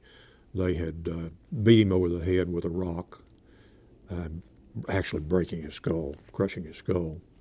But he was still living, and so one of them, and I think we proved to anybody's satisfaction that it was Strouth, took a hawkbill knife and slit his throat from ear to ear and left him there bleeding to death. And that was the actual cause of death, was bleeding to death. And we tried them. Both of the two defendants had given statements blaming each other for the robbery and the murder, so they could not be tried together. And we tried Strouth first in September here in Sullivan County. And that was my first death penalty case. And it was probably the first sort of, I won't say weird, but against the grain judgment that I had made about a juror. One of the persons that was called and in the jury pool and was in the jury box, subject to being excused, had a felony conviction. in federal court. He had been investigated and charged with hunting out of season, I think it was. He was coon hunting and got charged with that.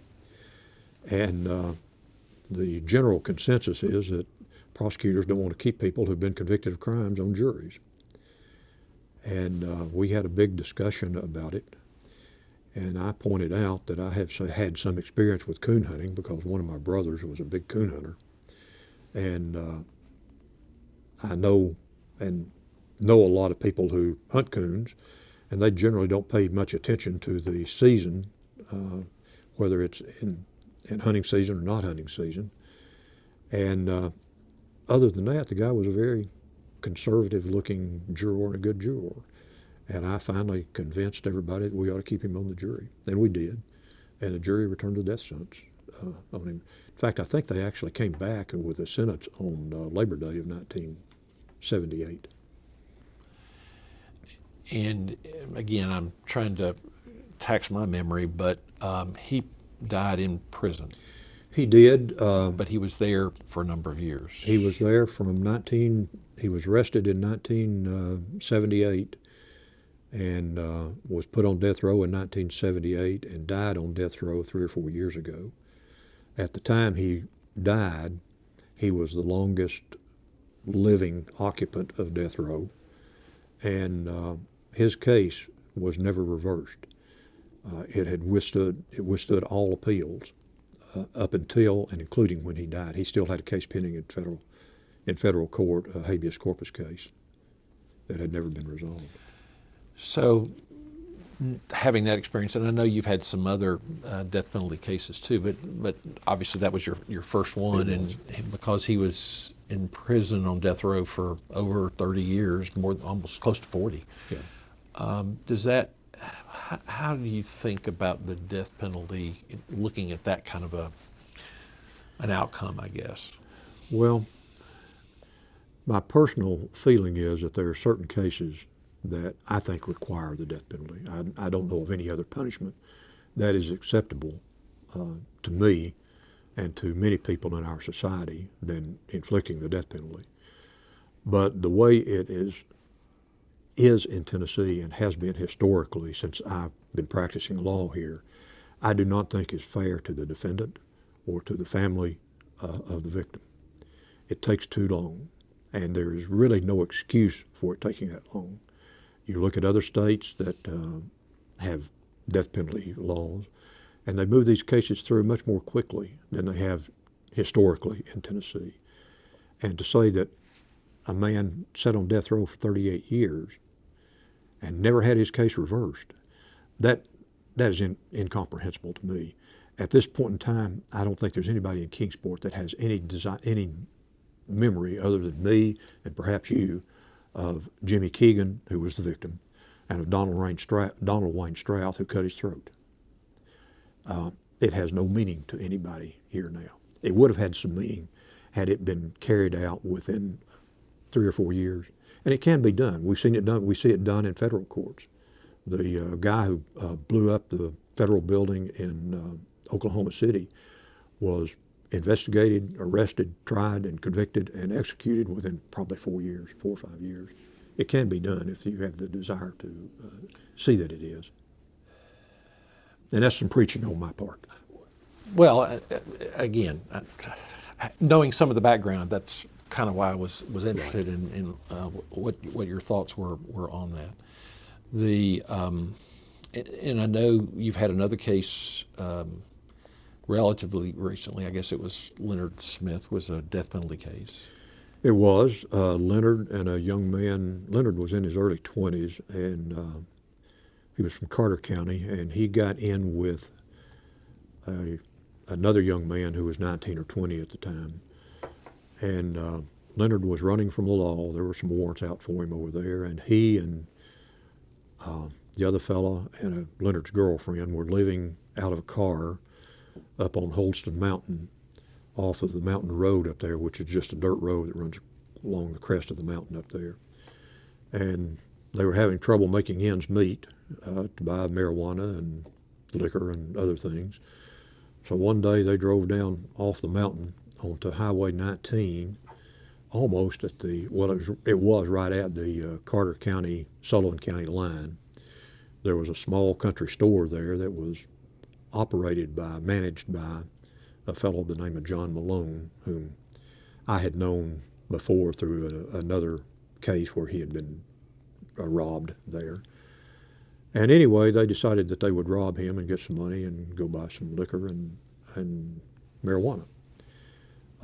Leonard was driving the car, and he and his girlfriend stayed in the car, and David Hartsook got the gun, which Leonard had stolen a few days before, and went into the store to rob John Malone.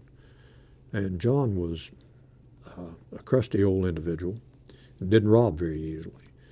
And he had his own gun, and he pulled it out, and it ended up with Hartsook shooting him and killing him.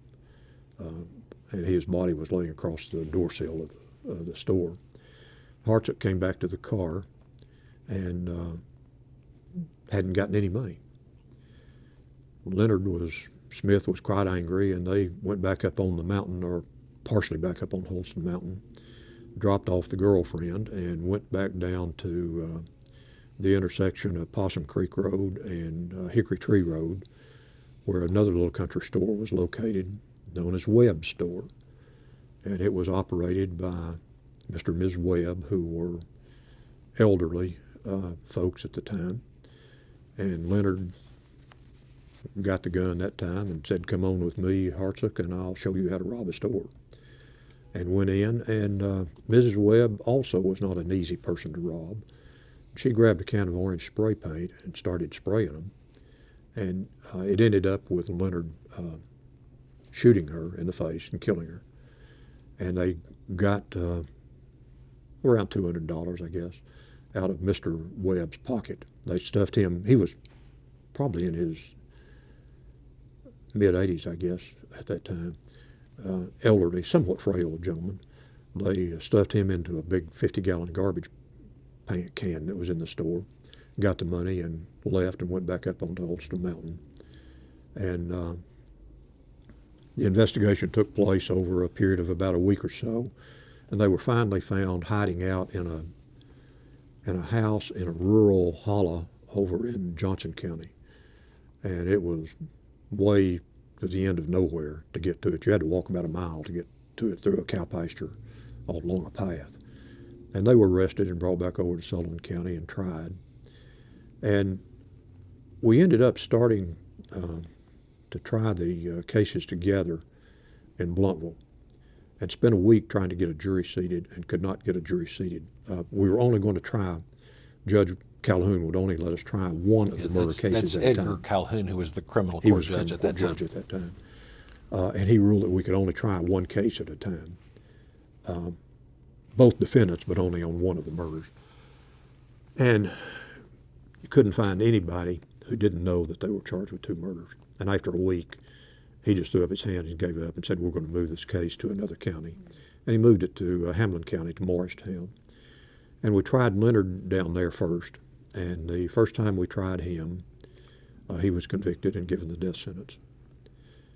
That was later reversed by the Tennessee Supreme Court because, and I don't know how I don't recall now how it came about, but the jury was made aware that he had another. Well, let me go back a minute. We tried Leonard on both cases, both of the murder cases at the same time.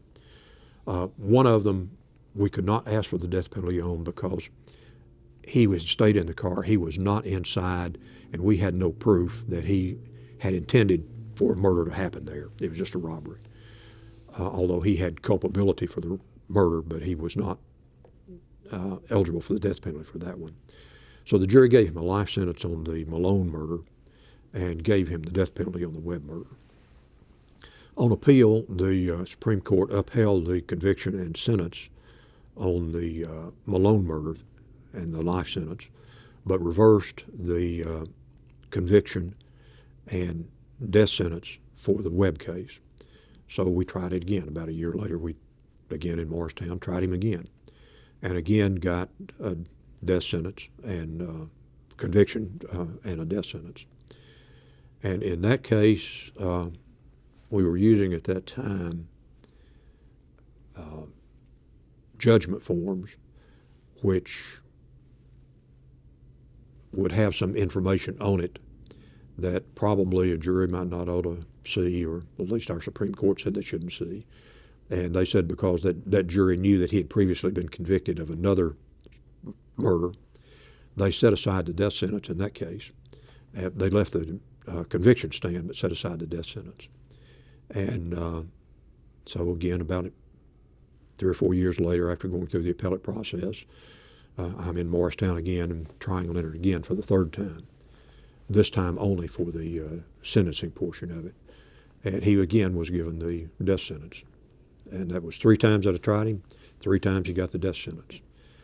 And his case was on appeal, on post-conviction, on appeal at the time I retired. And the Supreme Court heard it in Knoxville at the LMU Law School. I was there for the oral arguments, and some 6 months or 9 months, sometime later, they ended up reversing the death sentence again. And at that time, I was no longer the district attorney. Barry Staubus, my former assistant, was the DA, and I was helping him out. I had agreed that I would help him out on it if he wanted me to. And he did, and we met with the family of Mrs. Webb and explained to them. At that time, we were talking about him having been on death row nearly 30 years. And we told them very bluntly that we could try him again, and I thought we would get the death penalty again, but that I could guarantee you that he would not be executed in my lifetime because of the way his case had been handled through our appellate courts. And they agreed that it would be best to try to finally put it behind them. And so we ended up letting him accept a life sentence for that, to run consecutive to the other life sentence. So he is now on his second life sentence. He's probably pulled enough time to be paroled on the first one, but he is still working on pulling the 30 years on the second life sentence. And that is one of the reasons why I said earlier, I don't think it is fair to the defendant, and I don't think it's fair to the families of the victims to have to go through this. And in Leonard's case, it was almost like clockwork. Just about every 5 years, Leonard Smith was getting a new trial. And all of the turmoil and the anguish was coming back up again. When you started at the district attorney's office, that would have been 76. And then Mr. Kirkpatrick, General Kirkpatrick, became U.S. Attorney in 93, so 17 years later. Yes. And you became the district attorney. And how does that process work that you became the district attorney? Well, it's somewhat a convoluted process in a way. The governor makes the appointment, the final appointment, but if the district attorney is unable, for any reason, or unwilling to prosecute, then the criminal court judge has the authority to appoint a district attorney. Carl sent his resignation letter in, and it was immediate. And so when he sent it in, there was no district attorney as soon as the governor got it. And so Judge Calhoun appointed me as the district attorney until the governor made his appointment. And about 8 days later, I received the appointment from Governor McWhirter. I had made him aware of the fact that I was going to seek the job and ask for his appointment, and he made it. And I can say that I had a great deal of support from the bar and folks in this area across the political spectrum. It was not a political appointment. It was an appointment that was supported by both Republicans and Democrats at the time. Having been around the legal community for a while, it's not always somebody that has 17 years of experience in the district attorney's office that gets appointed as the elected DA or the official DA. That is correct. That is correct. So I guess had you over the years thought about the fact that you might like to be the district attorney? I had been. I had always, after being here for probably 2 or 3 years, I had the intention of, when Carl resigned or retired, and left office, I was intending on seeking the office, be it through appointment or by election. Had you done, well, because it's an elected position, maybe started out as appointed but elected position, had you done things political at all to that might help you if you ultimately ended up running? Yes, I had done some things politically, but probably not an awful lot, and probably nowhere near what most people who ended up getting appointed district attorney have done. I was a member of the Sullivan County Democratic Party and had a couple of minor office holding positions within the party, but I was not an outspoken political activist, I guess you might say. And probably most of the people that knew me would not have known if I was a Democrat or Republican. And probably most of them would have cared anyway. But well, one of the things that I know from having known you is that you and your wife have both been, I think, active in things other than just being a prosecutor over the years. Mike, I know you were a Rotary member, active in your church. Yes, we joined First Presbyterian Church here in Kingsport in 1979, and with the exception of the period of time that we moved away after my retirement, we've been members here ever since, and I'm an elder, have been a deacon in the past, and I'm currently an elder, or will be in January, at the church again, and I've served on the session, the group of elders that rule the church. This is my third or fourth time on serving that. My wife taught Sunday school. I helped her teach Sunday school some. She won't say much, but I did some, and a few things like that. And do you think being active in the community in a non-political way helps you as the prosecutor, or the way people's opinion about prosecutors? Oh, I think so, definitely. Our kids were small, obviously, when we moved here, and I coached my daughter's soccer team for I say many years, probably 5 or 6 years, and the parents of the other kids on the team and the parents of other kids who played in the same league that Laura played in, I would have known. We were active in PTA.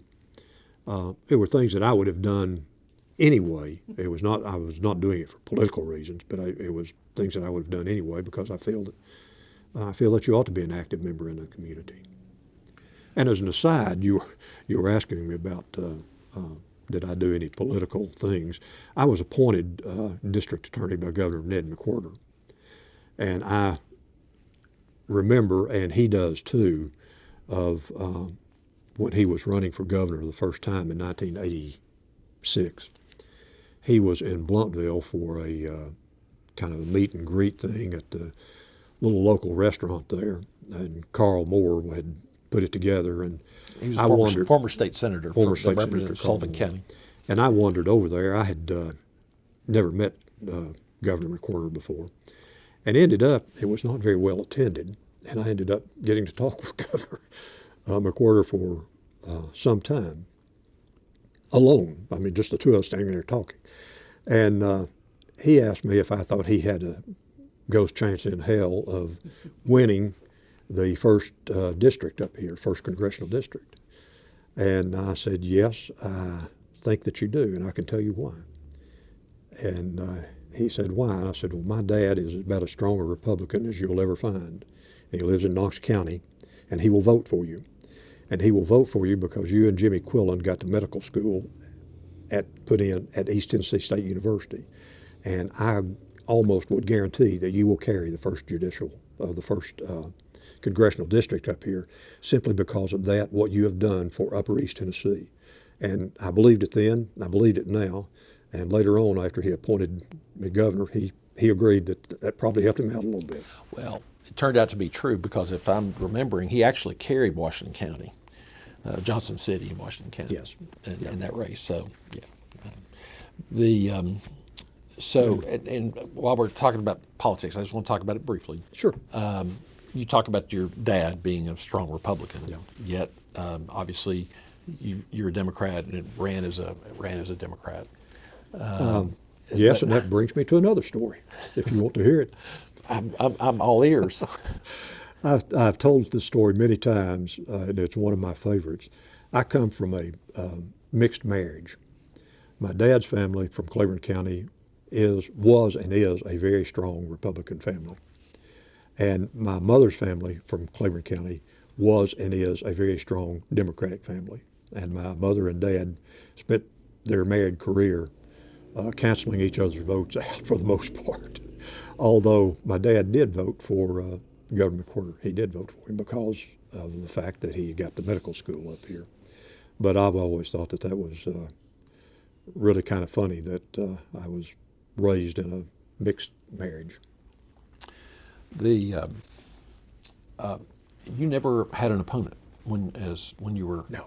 As a DA, because it's an 8-year term. But so you had, I guess, three elections. I had three primary elections and 3 general elections, and I never had an opponent. Never heard of anybody that was even thinking about running against me. And as a consequence, I never raised any money at all to expend on electioneering. I never electioneered any at all. I didn't campaign.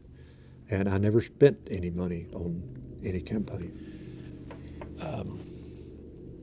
I remarked the other day to someone, your predecessor, Carl Kirkpatrick, Yes. other than the first time he was elected, in his from 66, I guess, to 93, never had an opponent. And your successor, Barry Staubus, who's now, I guess, was this his third election? Second or third? Second, I guess. It was second, I think. Yeah, he's never had an opponent either. Is there something that you think about the district attorney office that you have that causes, and with the relationship with the bar, that causes there not to be people running for elected DA? I think so, because I think that the people in this county, and there are a lot of very, very fine people in this county. It's a great place to live and a great place to raise children. I think that most of the people in this county could care less whether they're judges or whether their district attorney is a Republican or Democrat. What they want is someone who is honest, firm, and will uphold the law, and is going to make decisions not based on politics but based on reason and facts. And I think that that's why traditionally there has not been anyone running against us. As the elected DA, and even before, I mean, were there things that you did that you think helped ensure the public's confidence in what the district attorney's office was doing? I think so. I am a firm believer in as much openness as possible with the public. I think that the general public has a right to know what is happening in their court system, and both in general sessions and in the criminal court system, as well as in the appellate court system. And as a consequence, I have always been very open in dealing with news media. And Lord help us, we've had a lot of reporters around here, both TV reporters and newspaper reporters. And I think I can safely say that I have gotten along very well with all of them. And I've never had any of them contest me for not explaining, not telling them or answering a question when I would tell them that I could not answer that, and then tell them why that I could not answer it. And most of the time, as you would be well aware, the answer is would be unethical for me to answer that question. I can't do it. And they can understand that. Right. Over the years, you have, when I was in the district attorney's office, and even since then, there have been individuals that have elected office, or that they're connected with people that have an elected office, or they're related to somebody that has an elected office. But the district attorney's office in Sullivan County, particularly, I know when you were the DA, very seldom would ever find a conflict to do that. And did you ever and I think in other locations, it seems like people talk about, well, it's a political prosecution.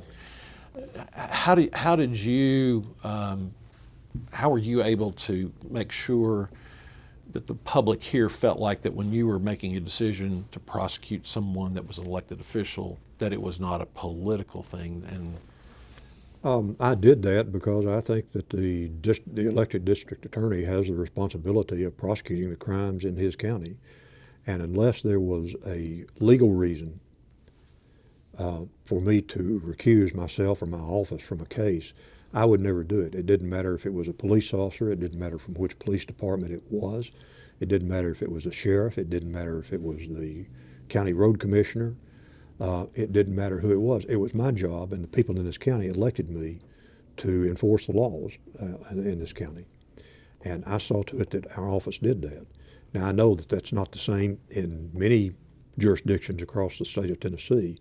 And of course, the district attorney in any given jurisdiction, judicial district, has the bottom line in saying who will be prosecuted and who will not be prosecuted. We didn't play favorites with anyone, and I don't think that that is occurring now either. We just never did. And I think the people appreciate that, and the people knew that. The people, I'll say that we were prosecuting a Republican for something. I think most other Republicans knew that it didn't matter that he was a Republican. What mattered was he or she had done something that was offensive to the law. because obviously there were serious cases that you prosecuted, then some involving local officials. Were you ever concerned for your safety or your family's safety as the DA or an assistant DA?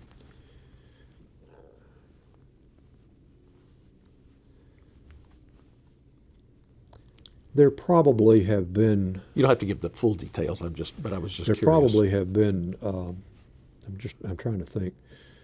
There were 3 cases I can think of right now that at the conclusion of it that I was given, and I will say not at my request, but I was given police protection, as it were, for a while after that. One of them was Donald Strauss, co-defendant, whose mother threatened to kill me as I made the closing argument in his case in Greenville. His case had gotten transferred on a change of venue to Greene County, and I was in front of the jury box making the closing argument, and his mother jumped up out of the front row of the courtroom and came running up screaming, yelling at me before somebody tackled her, and she threatened to kill me, and I was afforded protection for a while from that. And there was one, it was actually a physician in Kingsport that I had prosecuted for furnishing drugs to individuals, and he had shot one of the people that had come to him for drugs. He had shot him, almost killed him. The guy ended up living, but I prosecuted the doctor for having done that. And sometime during the course of that prosecution, he actually showed up at our church down here one morning looking for me on a Sunday morning. I don't know how he found out where I went to church, but he was down here looking for me, and I had some protection at that time.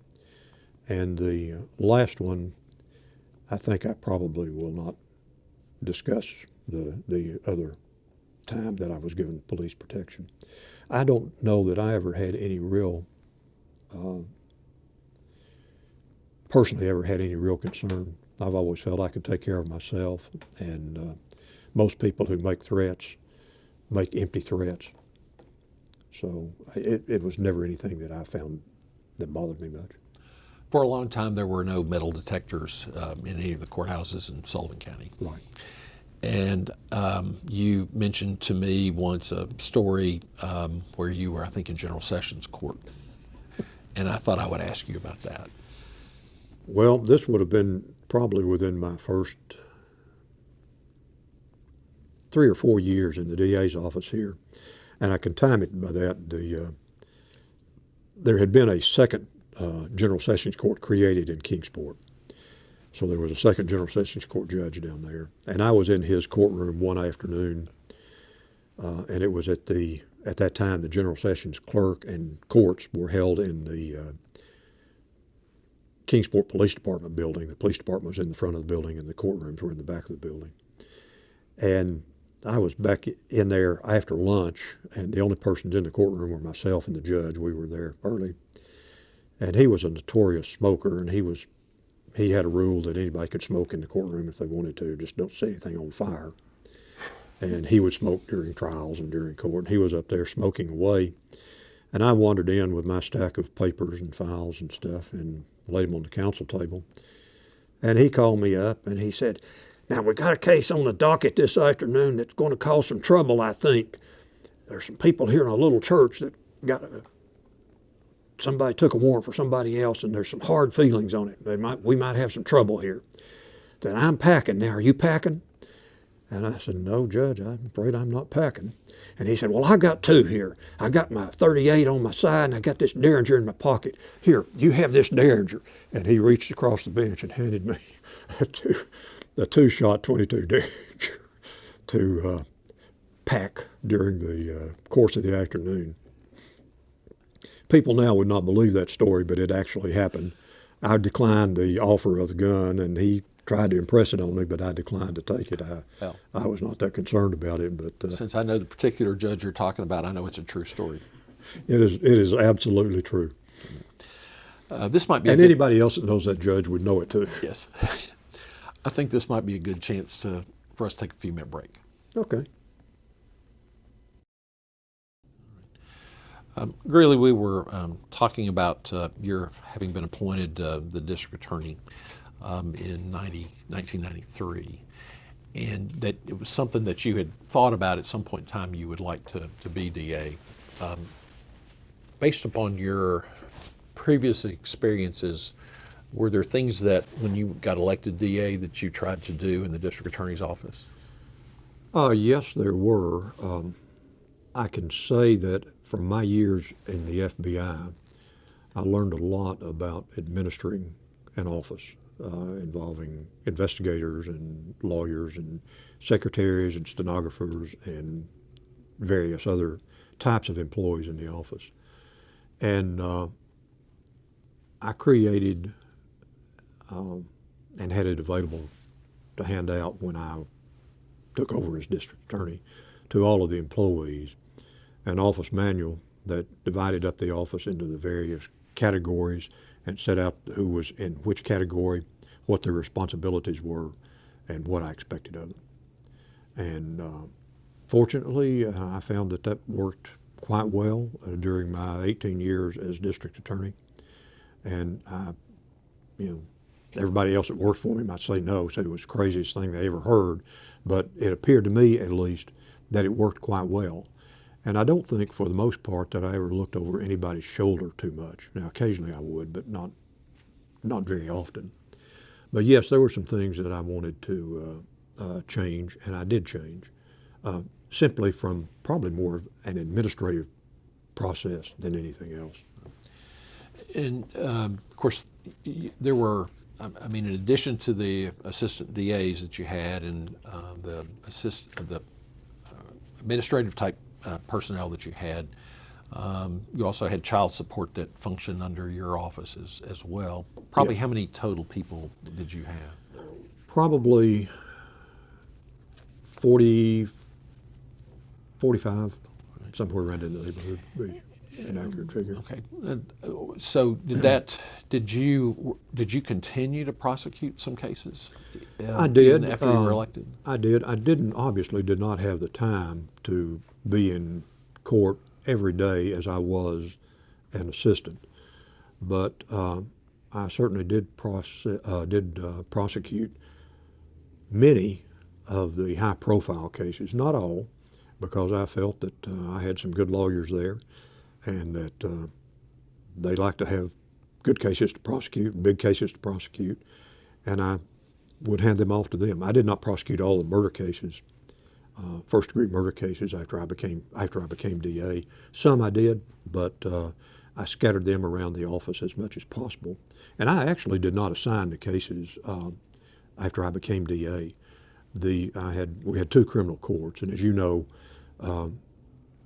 I had a team of lawyers in each court, and the lawyer who was in charge of that court was in charge of assigning the cases within that court, within certain parameters.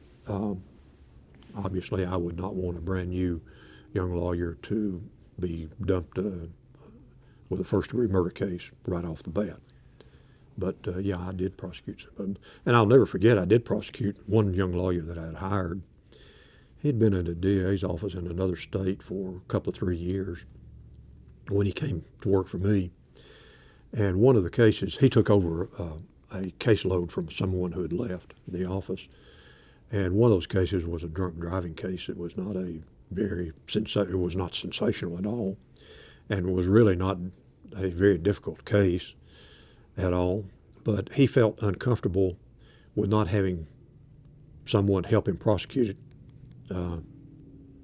the case when it came up for trial.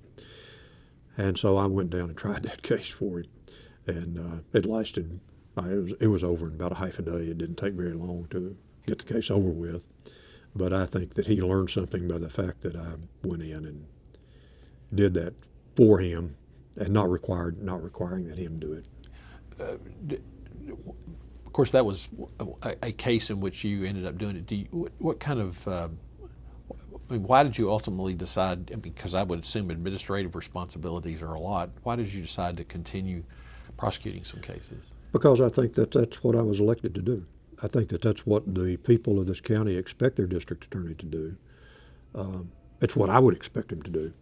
I mean, you want to be the top gun, you better be willing to go in there and get roughed up some, and not pawn it off on someone else.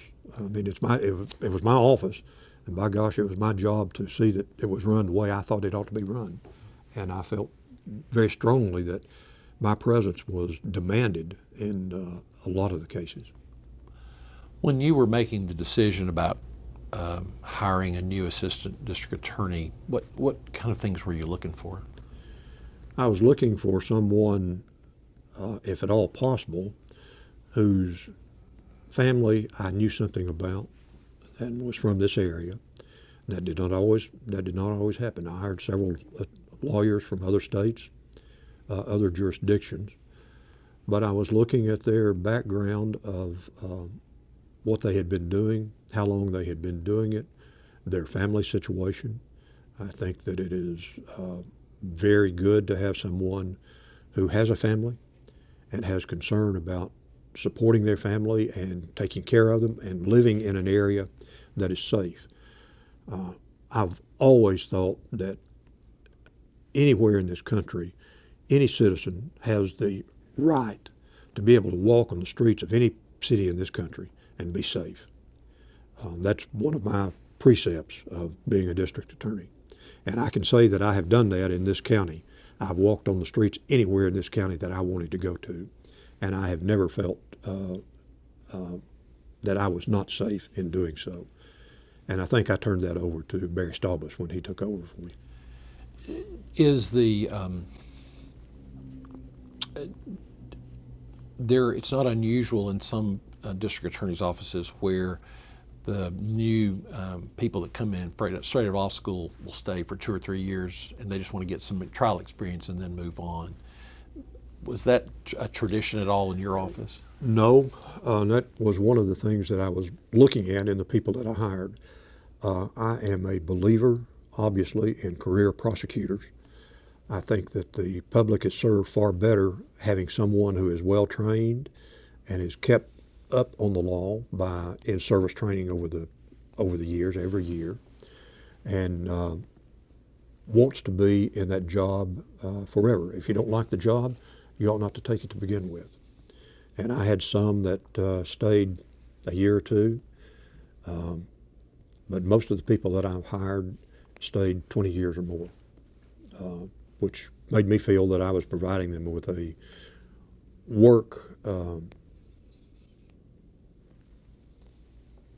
place to work that they enjoyed, and they enjoyed what they were doing, and thought that they were making a difference in life, as it were, I guess. There's been a lot of news media lately about prosecutors, and I won't name any particular jurisdictions, but where the prosecutors themselves had said, well, these are lower level crimes like, drug possession or misdemeanor theft, low level thefts, and that we're, as a result, not going to either prosecute those cases or we're going to prosecute them very, very leniently. And I was kind of interested in your perspective on what you think about that direction in some district attorney's offices. I personally don't agree with that. I think that if you prosecute the lower level cases, it will ultimately have an effect on the higher level cases that you have. If the general populace sees that you don't prosecute running red light cases, then I think more people are going to run red lights.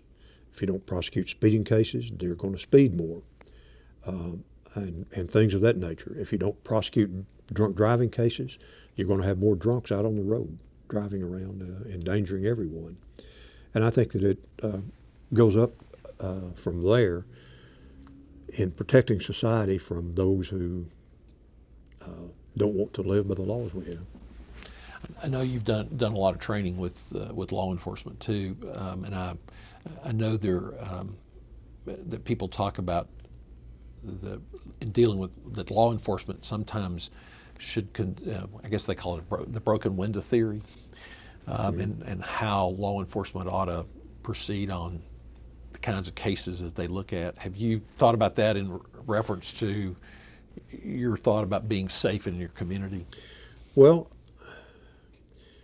criminals generally are not very smart, and that can be seen by the number of cases that are solved on a daily basis across this country and in this county for police stopping someone for what otherwise would be a minor traffic violation.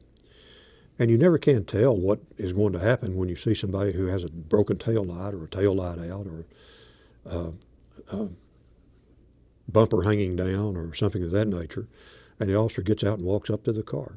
It's amazing at how many times when the officer does that he gets knocked back by the smell of marijuana smoke coming out of the car, and with marijuana cigarettes still smoldering in the ashtray.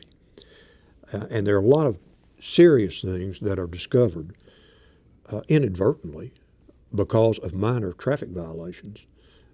And that happens not only here but across the board. And I think that the police should be alert to those things and should also stop folks.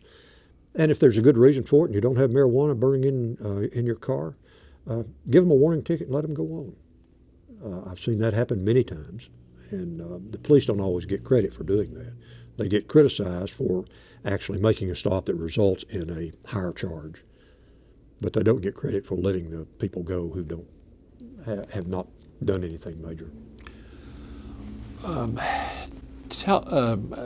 One of the things that groups that you were involved with was the Drug Task Force. That's correct. And just briefly tell us what the Drug Task Force was, but also what you felt like was the result of their existence of a Drug Task Force in Sullivan County. The Drug Task Force was created by legislation that took effect in 1988.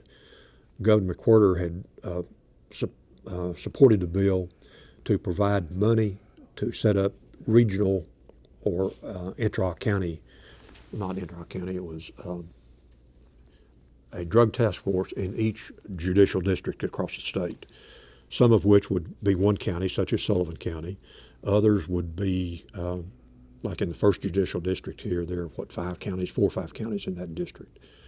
And the money was available through a grant process, and I wrote the original grant for the Drug Task Force in Sullivan County, and we received the money. The task force was made up of officers from Kingsport Police, Bristol Police, and the Sullivan County Sheriff's Department. And I was in charge of the Drug Task Force and the money that came in through the DA's office. and I remained in that position until I retired. I always oversaw the drug task force, and it was really almost a group of investigators that worked for me as opposed to working for their departments. And we had an agreement between the three departments and the DA's office, setting up what the drug task force did, and it evolved over the years from when it first started in 1988, from the individual agents making individual drug buys from people and occasionally finding a large stash of drugs somewhere or something like that. But it evolved at the time that I left here that we were prosecuting in state court major felony drug conspiracies. We were prosecuting people from Miami who were importing drugs up here. We were prosecuting people from other states, not just Miami, but that was one that came to my mind. We had a cocaine case that the tentacles went all the way back to Colombia. Provable tentacles with prosecutions and convictions that went all the way back down to Colombia, and major amounts of cocaine coming into this area. And speaking of the drug task force and this drug prosecution in general, of course, during the period of, I guess, the late 80s through the 90s, there was a lot of changes in Tennessee statutes with regard to punishment. So there's some significant time that some people are serving in the penitentiary for drug charges. Do you think that, looking back, that those the amount of time that some people are serving is probably appropriate? I can speak to that only from my knowledge within Sullivan County. I don't think that during my tenure as district attorney that anyone was prosecuted, convicted, and sentenced to what I would have felt would be an unfair sentence. Now, that doesn't say that some folks didn't get a lot of time, but when you're dealing with someone with a kilo or two of cocaine that's raw, has not been cut, and can be quadrupled, the volume of it quadrupled, and sold to people on the streets of this county who have no idea, the idiots have no idea if they're ingesting baking soda or straight cocaine, and are subjecting themselves to being killed, and in addition to becoming addicted with cocaine.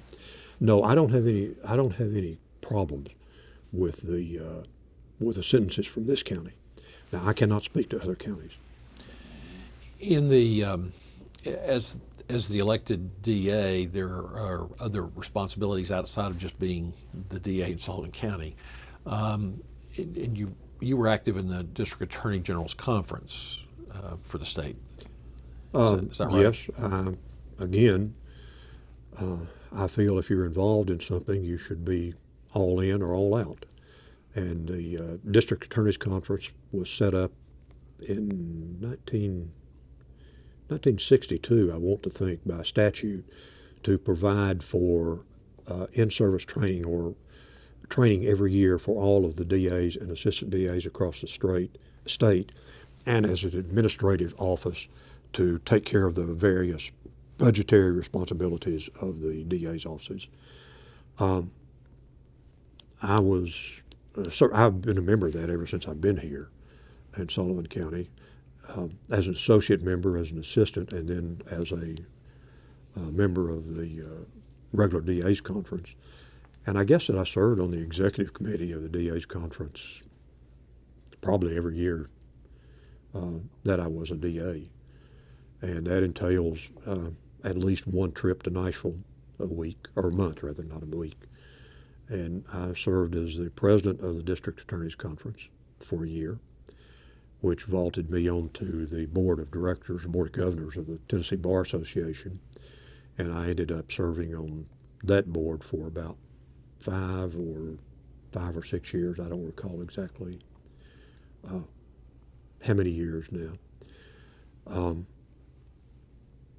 And I was given at one time by Dan Alsterbrooks, who came in as the president of the DA's conference.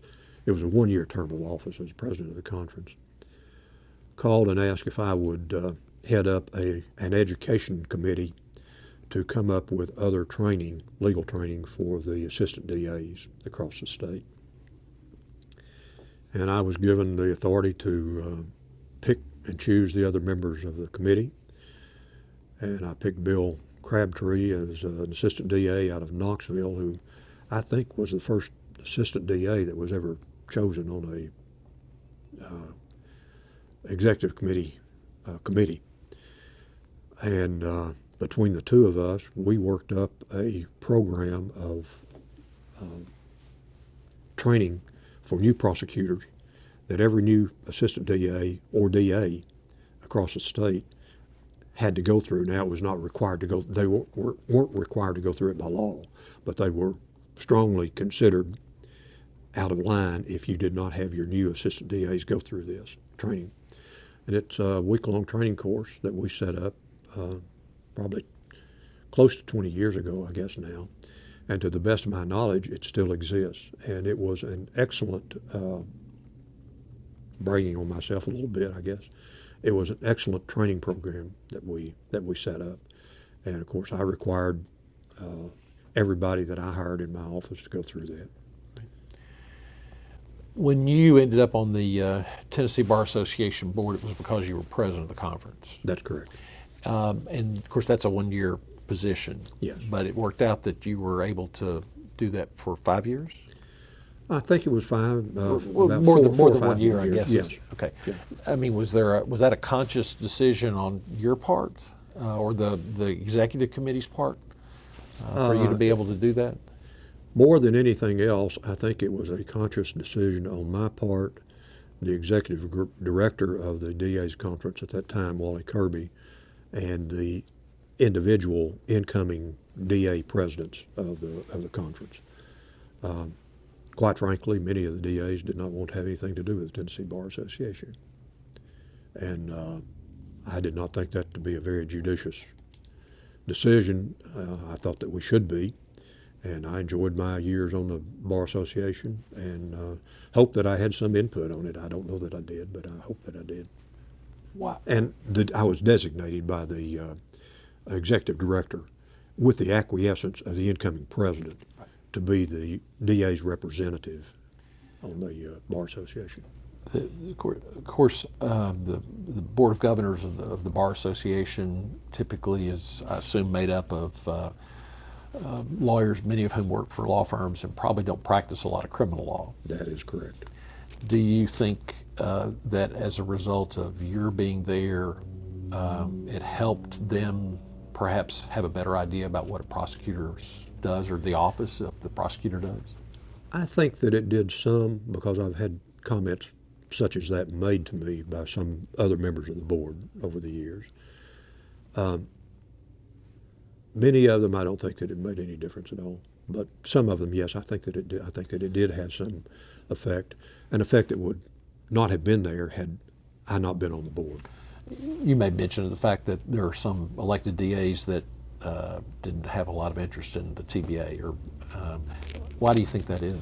They saw the TBA as being an antagonist as opposed to being another branch of the legal profession.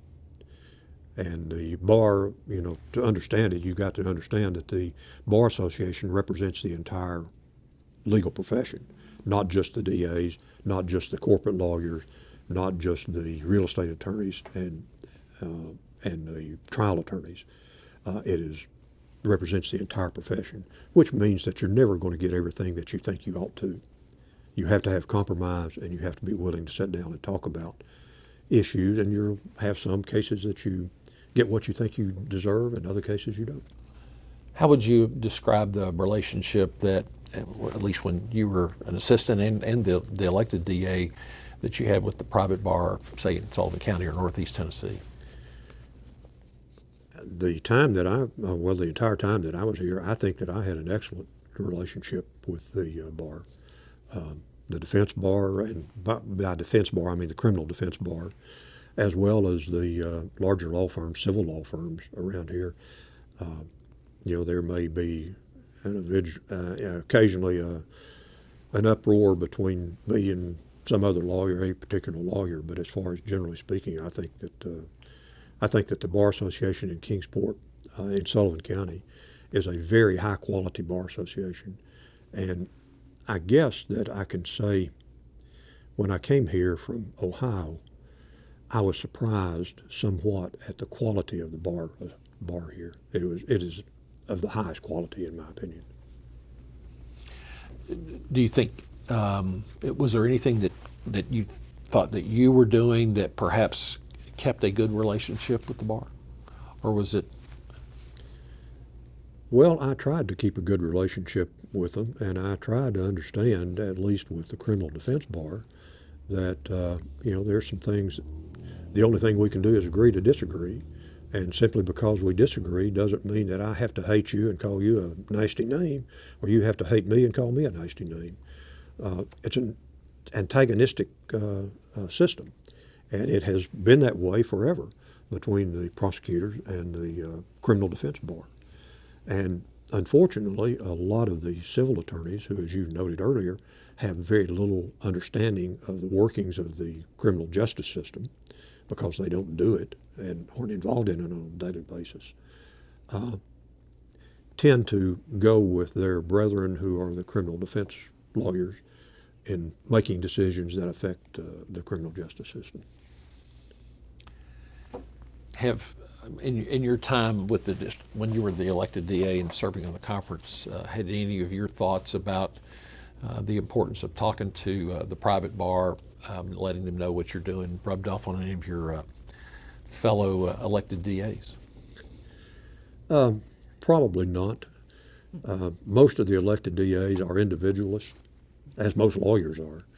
And I would say that probably it hasn't had a lot of influence over them. Maybe it has on some, but.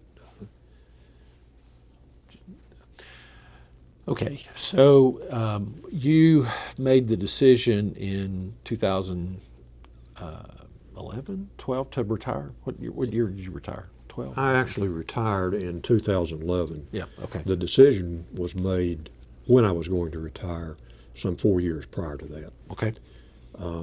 My wife and I were proactively trying to decide what we wanted to do when I retired and where we wanted to go.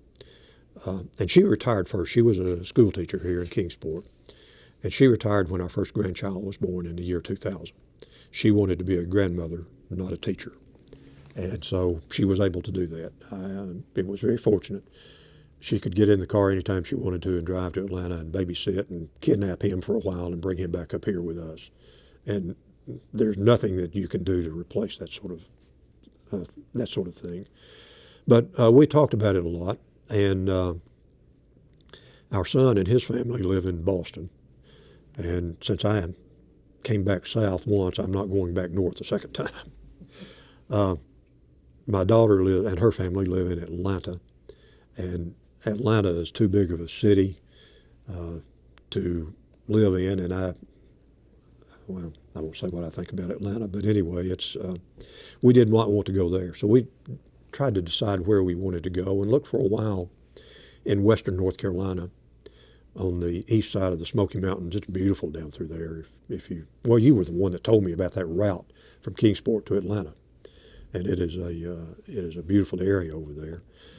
And then my wife's family had a cabin on Norris Lake in Union County. And so we decided we would like to live on the lake for a while. And we looked around for a while to buy a house, and eventually, rather than buying, built a house on Norris Lake, and it was completed, and we moved in it in December of 2007. And the decision had already been made then when I was going to retire, and it was in 2011, with a couple of caveats that worked out. But we retired down there.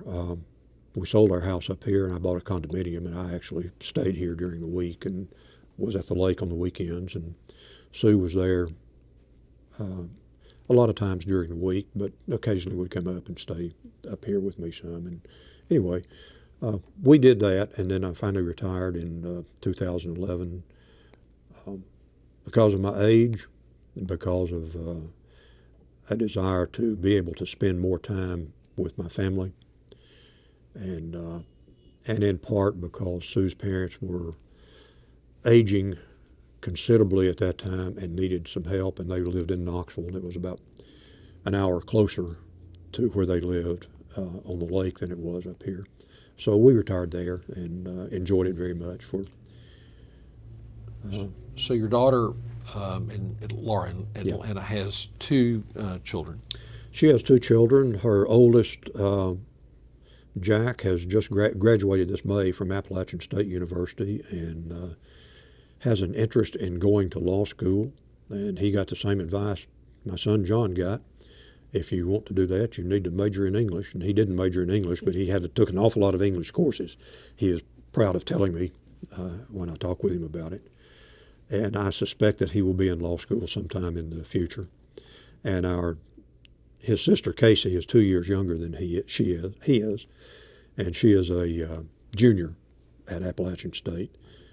And I have no idea what she will do. It's something dealing in environmental, this, that, or the other, and in sustainable products and that sort of thing. Those things that didn't exist when I was in college. And Your John is, of course, you just said is in Boston. Your son, Yes. And he's an attorney. But what kind of law does he practice? he is an attorney and shareholder in Greenberg Targ law firm. It is one of the mega law firms. Okay. He is in their Boston office, although he sometimes works out of New York City and some of the other offices. I think he's even worked out of the Atlanta office some for a little bit. It's primarily a corporate management type of practice and personnel type practice. Does he have a specialty area that he seems to Commercial gravitate? litigation Okay. is probably that I guess would be the way he would describe it. So he actually goes into the court. Of course, He goes into the courtroom. He goes into courtrooms, and I guess it was 2019.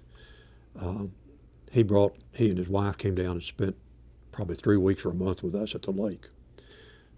During one of those weeks, we'd gone to the beach, and I take that back. It would have been in 2020 because it was after the COVID mess hit.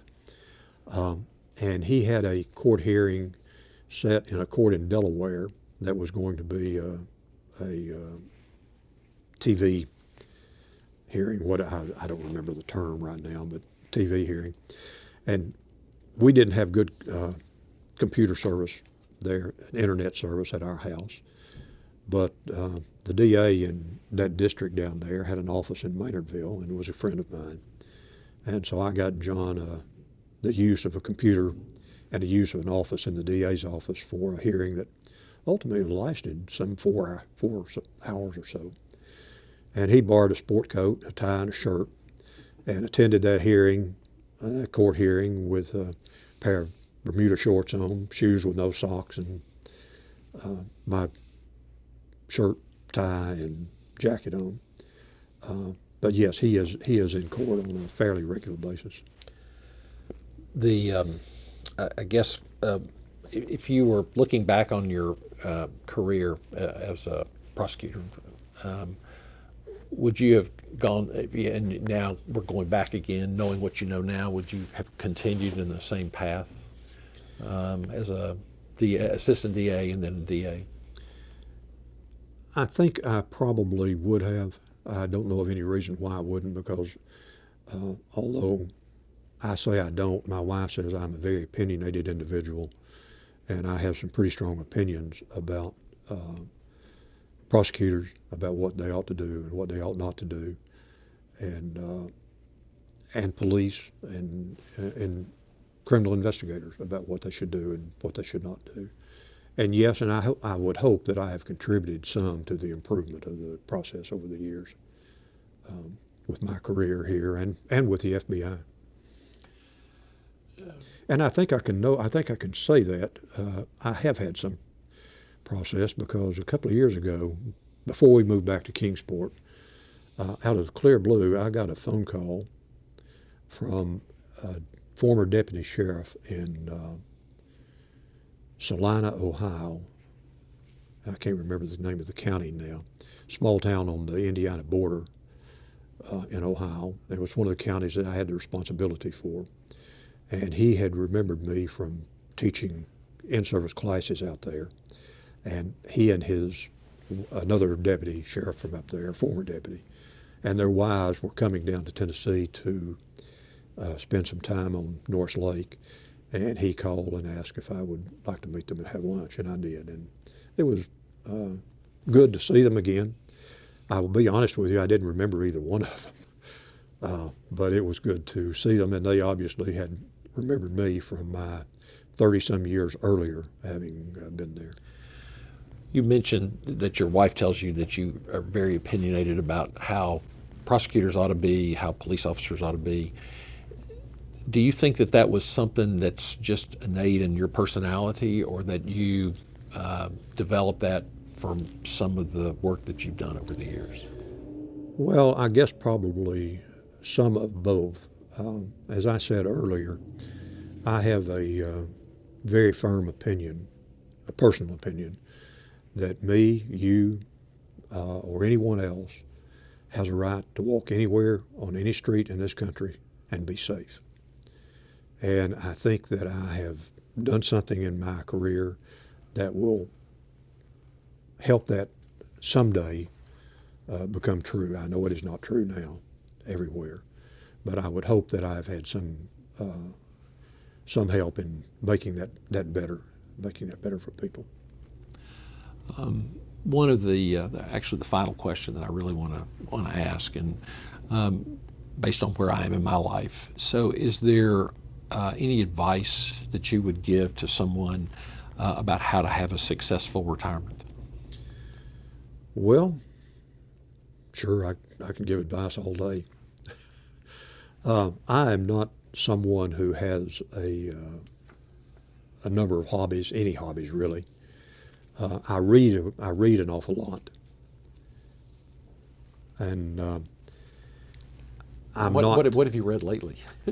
I don't mean to interrupt what you're going to say, but I'm really curious. Well, since I've retired, I think that I have finally finished reading the most recent biographies of all of the Founding Fathers.